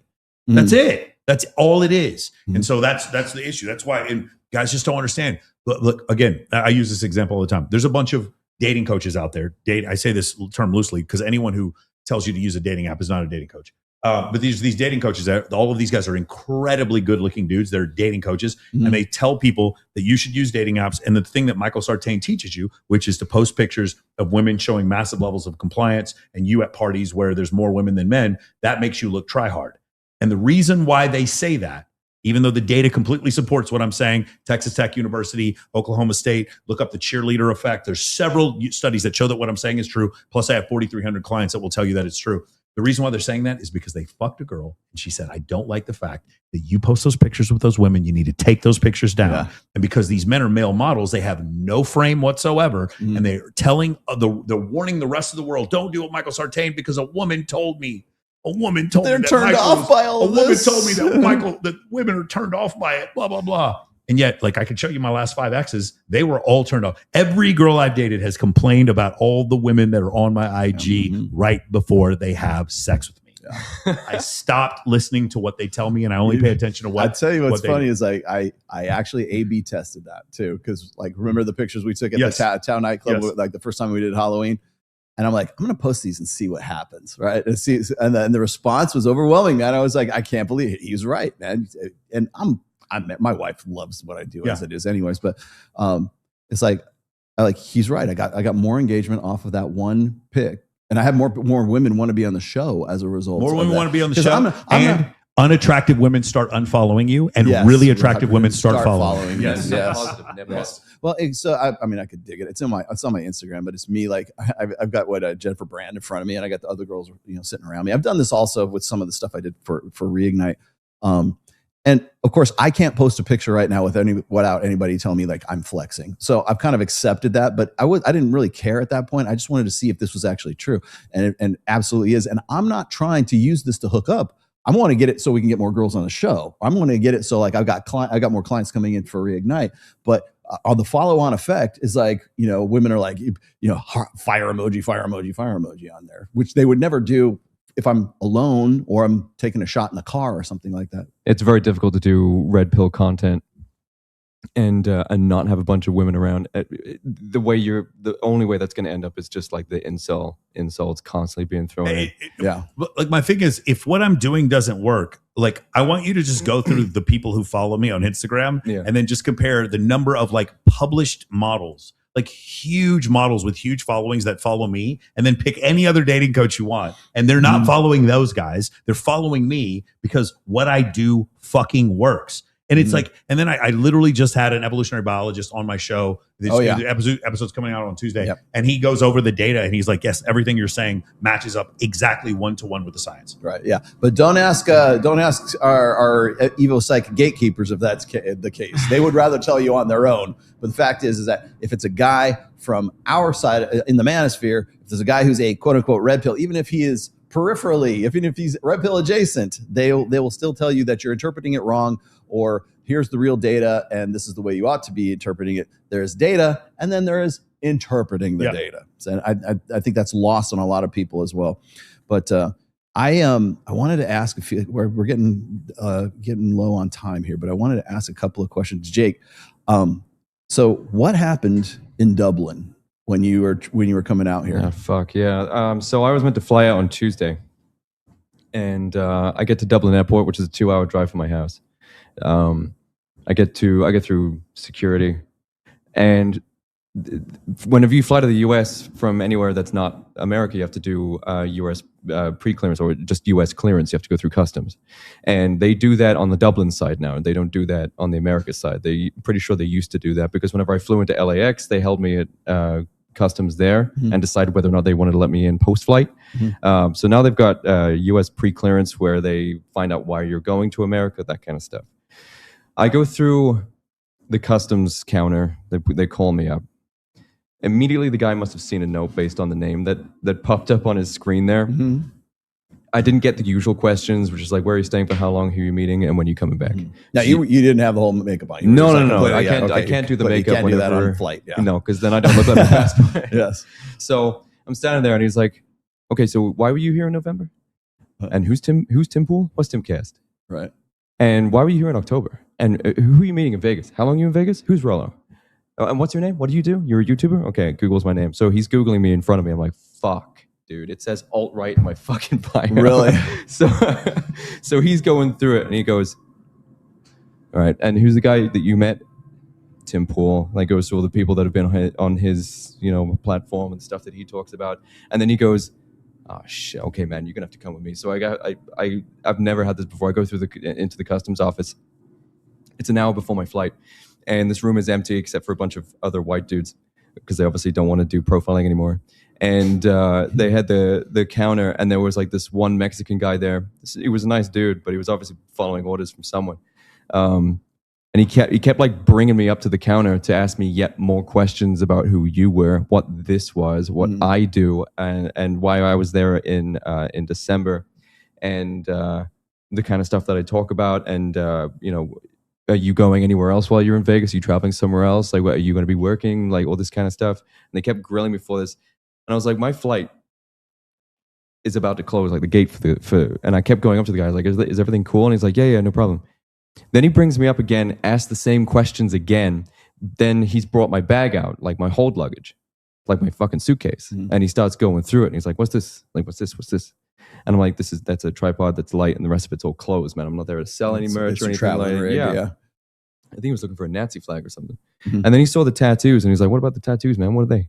And I was like, oh, it's like Tekken. Can I explain everyone? Yeah. So these are all video game tattoos. Like, this is Heather, from Silent Hill 3, and this is Yoshimitsu from Tekken 3, and then I've got a bunch of other video game tattoos like Soul Reaver and stuff like that too. These are not like, demon symbols, or there's no swastikas or SS tattoos anywhere. And he's like, what about your tattoos, man? I was like, yeah, just video. You play Street Fighter? You played Street Fighter? I was like, yeah, Street Fighter. Yeah, I played that. And so then I hear him he closes the bag, and I hear him go into an office, and I just hear like muffled, like, tattoos, like video game. I'm like, they're talking about my tattoos. So obviously the way I look as well, on top of like my online profile, was like a massive problem. And then he calls me up one last time, like, my flight's about to leave in 10 minutes. He calls me up one more time and he's like, yeah, so when you were here in December, like what were you doing in Dallas, and and who was Tim Pool and who's Rollo again, and how did you meet him? Have you met him in real life? And then he halfway, have you met him before? Did you meet him online? Where online? When did you meet him? Every question you can imagine. And then suddenly halfway through his line of questioning, he goes, oh no, it's okay, you can go. And I was like, what? He's like, yeah, no, you can go, it's fine. And he gave me my bag and I was on my way out. And I was like, well, that ended abruptly. Like, didn't have to sign anything, no forms, no sheets of paper, nothing, no signatures. And as I get through and I see my gate, my plane had just left. So the guy had held me there, couldn't find a legal reason to not allow me to enter the US. Obviously, someone told him, don't let him on this plane, but we don't have any legal reason to stop him. So they held me, and as soon as he saw my flight was gone, he was just like, you can go. So then they rebooked my flight for the next day. And then the next day I went down to Dublin to go through customs, pulled right back in again. Yeah. Yep. I was in there for like 30 seconds because there was like this Asian dude and he was like, oh no, it's okay. You can go. Just leave, just go. So that's when I got back on the flight. And that's why I ended up having to do Access Vegas 10 minutes after getting off. I was like, my neck still hurt from the fucking flight. and I'm sitting there like, dazed and confused, like I've been awake for 24 hours as like an angry porn star in front of me. I was like, your life is surreal. This is what my life has become. Oh god, it's so crazy. That's funny. So the reason I'm bringing this up for the second time, because you already sort of told the story on Access Vegas, a different audience, but also the fact that no feminist gets pulled out by customs and say, where are you going? What are you doing? No, notorious. Who's Anita Sarkeesian? Yeah, exactly. Nobody, no one pulls them out. And so, like, when I see these people talking about, especially in the TradCon spaces, where they say stuff like, well, the manosphere and the red pill is just feminism for men. I'm like, name one feminist that is being delayed in Dublin because of where she's going, what she's doing, what she said online, any of this other shit. I said, until you can say something like, or for instance, show me a feminist that's on a DHS terrorist watch list or has a fucking NGO that is, redirecting their traffic and intentionally being funded by taxpayer dollars. State approved. Redirected to state approved masculinity. Show me one feminist that's happening to. And if you can't, kindly go fuck yourself. Yeah, exactly. Because from what I can see right now, the flip side, or the male feminist, feminism for men is actually traditional conservatism, because what you're doing is everything you do is still in service of the feminine imperative. It's still in service of women. It's still in service of performing and being better and having all this good stuff, not for yourself, but for women. The operative is to become a more eligible bachelor, stop being average, become elite, not because you have any real natural innate desire to do so, but because we need to solve women's problems. And women's problems are you being lonely. Are you being a dropout? Are you not going to college? Are you not making enough money? Are you not being able to fly her out to fucking a yacht party in Biscayne Bay? Right. And so whenever I see this, and like this is a prime example, it's like, if you're going to say that the red pill is feminism for men, please, for the love of Christ, show me the customs officers that are holding feminists out, right? Show me the marches on Washington from manosphere guys going out there and raging against the machine so that we can get to hold women accountable. Show me that motion. And as Mike has said in the past, it's the reason why they get pissed off is because it is decentralized. It's because there is no leader. It's just this groundswell. It's self-sufficient. It's self-perpetuating. Imagine a grassroots organization that's completely self-perpetuating, that has massive reach over social media, and you don't need to have fundraisers. There's no fundraiser for this, and all of us vote in one direction. There's very little dissent in this section. We all tend to be right of center, and so that's the real. You want to know the real reason this content gets demonetized? It's because we are people like myself or Myron Gaines or whoever are causing men who have been told their entire life that you have to vote Democrat to vote Republican. This is the first time they've been open to it, and so because of that, that's why they're doing everything they can to stop it. And Madam Vice President Harris said as much in page 167 of her book. She actually mentions Myron Gaines and Andrew Tate by name. I should also mention it's why Fishbeck is going on fresh and fit, Yeah. and trying to be sort of edge lordish. Listen, look, I wish him luck. Yeah. If he actually won, what a statement that would be. Somebody actually went just full TradCon streamer and won a political election like that. I think the proposition of like, winner takes all in a cheating case and divorce, I think that's ridiculous. But I will say, I admire the hustle. Because I know what he's trying to do. Yeah, I know what he's trying to do. And at the very least, who's not trying to do that? Traditional conservatives. Could you imagine? It's certainly not progressive leftists aren't trying Opposite to do of that. Mondami. Can you imagine if so it's Aiden Ross and Sneeko and Fresh Fit, like all of them come together and tell people to vote for Fishback, and like enough people do that actually makes a difference. How crazy would that be? It would actually. Well, this is what they're hoping is going to happen with the UK with Rupert Lowe. They're hoping that there's going to be a bunch of dissident men, I guess, like Tommy Robinson, and there's going to be a bunch of red pill guys like myself who are going to utilize support that we have for Rupert Lowe, which is ultimately going to lead to the country being liberated. Yeah.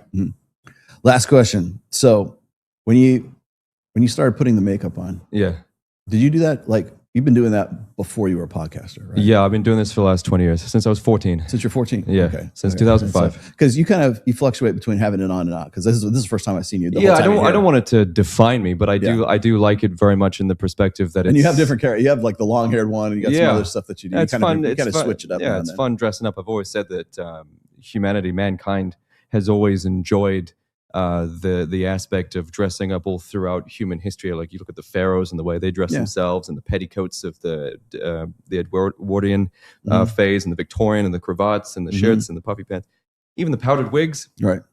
And like the makeup that men have been wearing throughout, through tribes and stuff like that. Dressing up has always been like a very intrinsic part of human history, and for me, it's just a continuation of that within goth subculture. I like. Specifically when I'm trying to appeal to a much wider audience, I like to dress like this because it's far more like, oh shit, this is recognizable. This is Robert Smith. Yeah. Like the red lips, black eyes, that's Robert Smith right there. And that's recognizable to everyone as goth. So like, oh my God, a goth is on screen. What the fuck is he saying? Holy shit, red pill stuff? What the hell? Yeah. That's what stopped me. Yeah.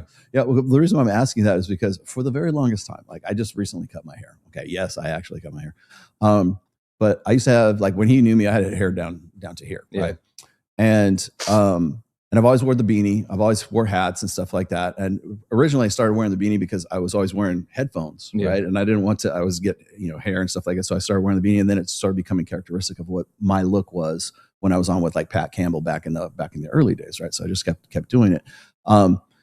Yes, I'm going to take the beanie off at some point this year. I'm going to do I'm trying for the Jason Statham thing, but I'm not going to do it until I'm free and clear of all my health issues right now. That's why I'm waiting for it, just to let you guys know.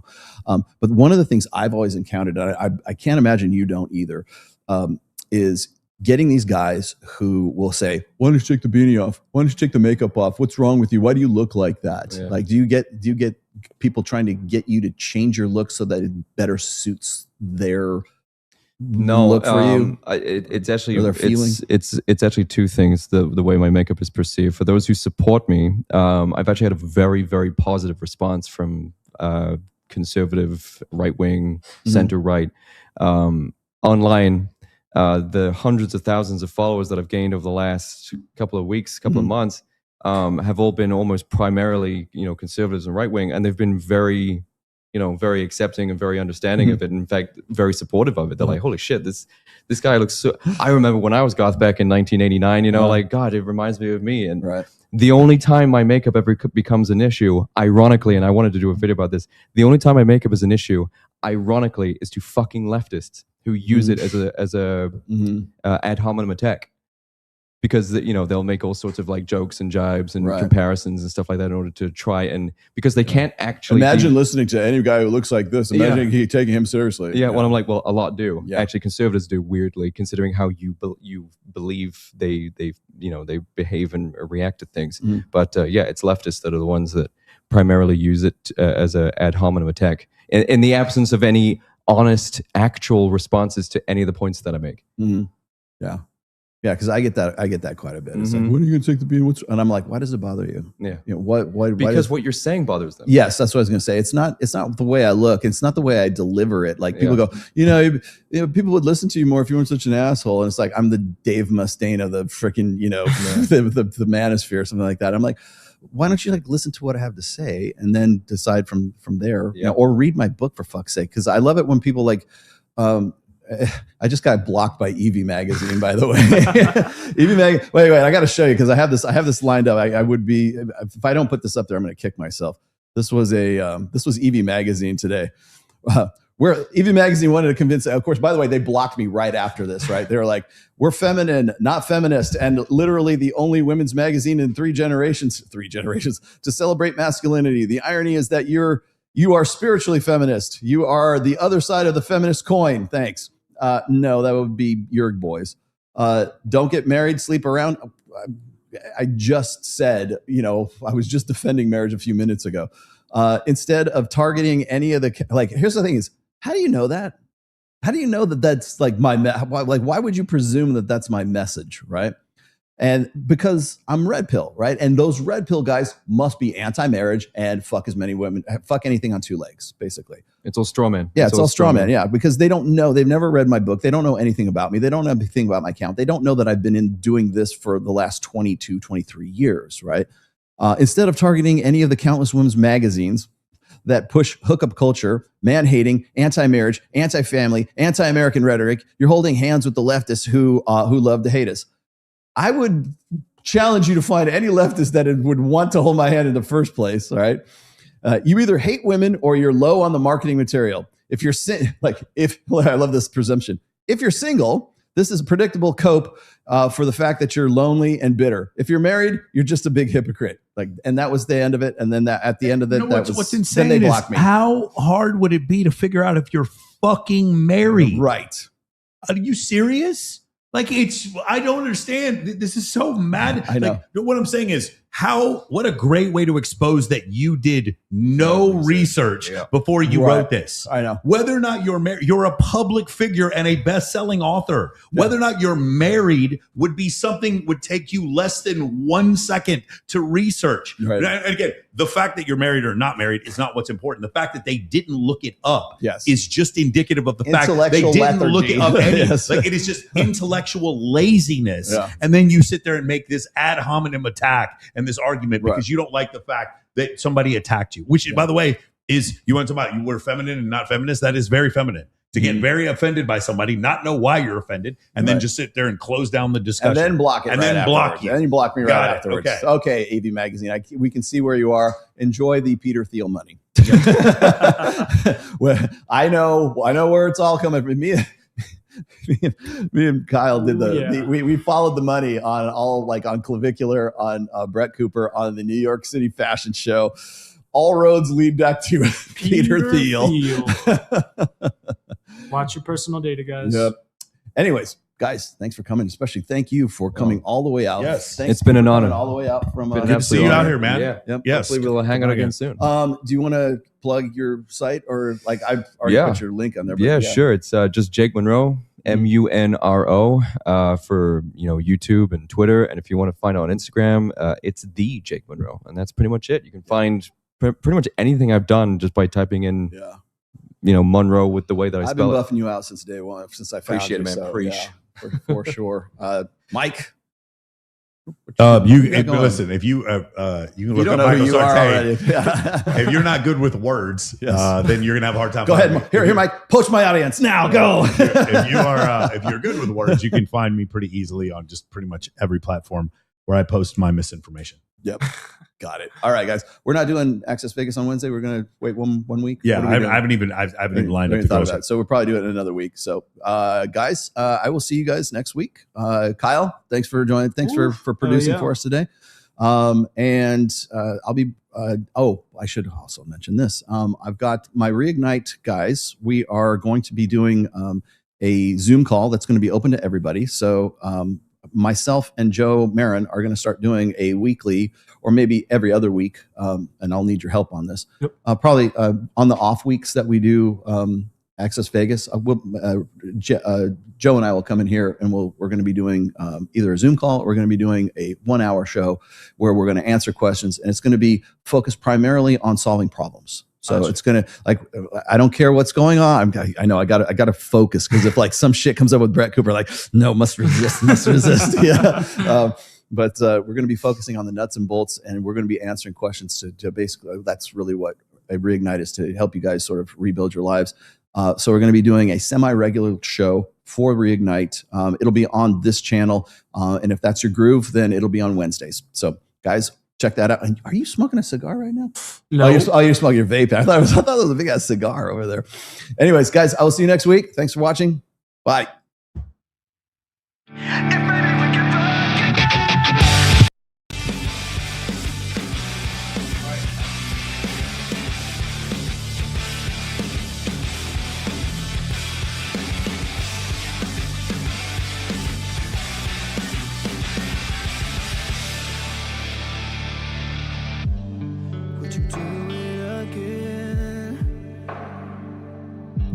I need to feel you on top of me. It was my first time, but I was just a kid when we met and went to bed. It was my first time. What you expect from me? I'm breaking up the rules now in the game. I've got some new tools. Please do the same. Time came by and went over like a matchbox stereo. My thoughts down and let go to keep me up all night. But maybe we can fuck again, and maybe things are different. Goddamn, baby, one more kiss. I need to know if maybe we can fuck again, then maybe things are different. Goddamn, baby, one more kiss. You can have the best of my life. What are you gonna do about it? I'll suck his dick.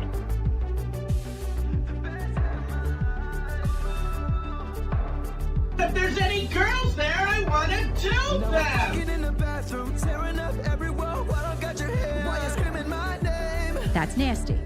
It is nasty, right? Isn't it nasty? Ugh. She was swinging in the bedroom, whole time stopping and slipping with her hair like she's Claudia Kelly. Well, I'm a whore. Run me up and down like a pony, turning up my song, getting nasty, working up and down on your body. Run me up and down like a pony, turning up my song on your body. I want to cast magic missile.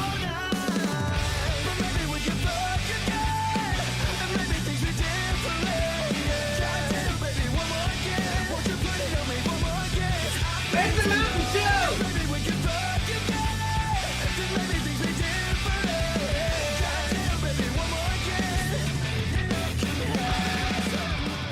Preceding podcast has been a production of the Rational Male. All rights reserved. 2026 registered trademark. And don't steal Jake Munro stuff.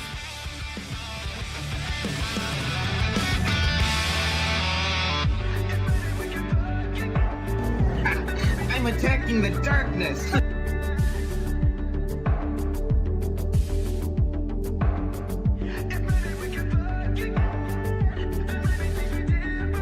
Hello there, children. How's it going?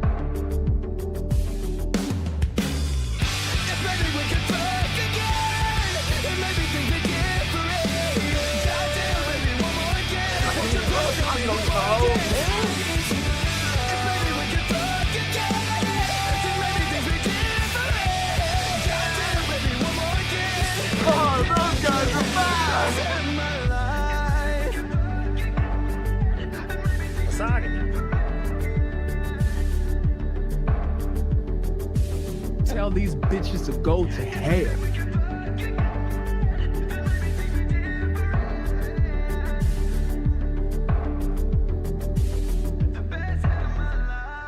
God wants you to have the baby.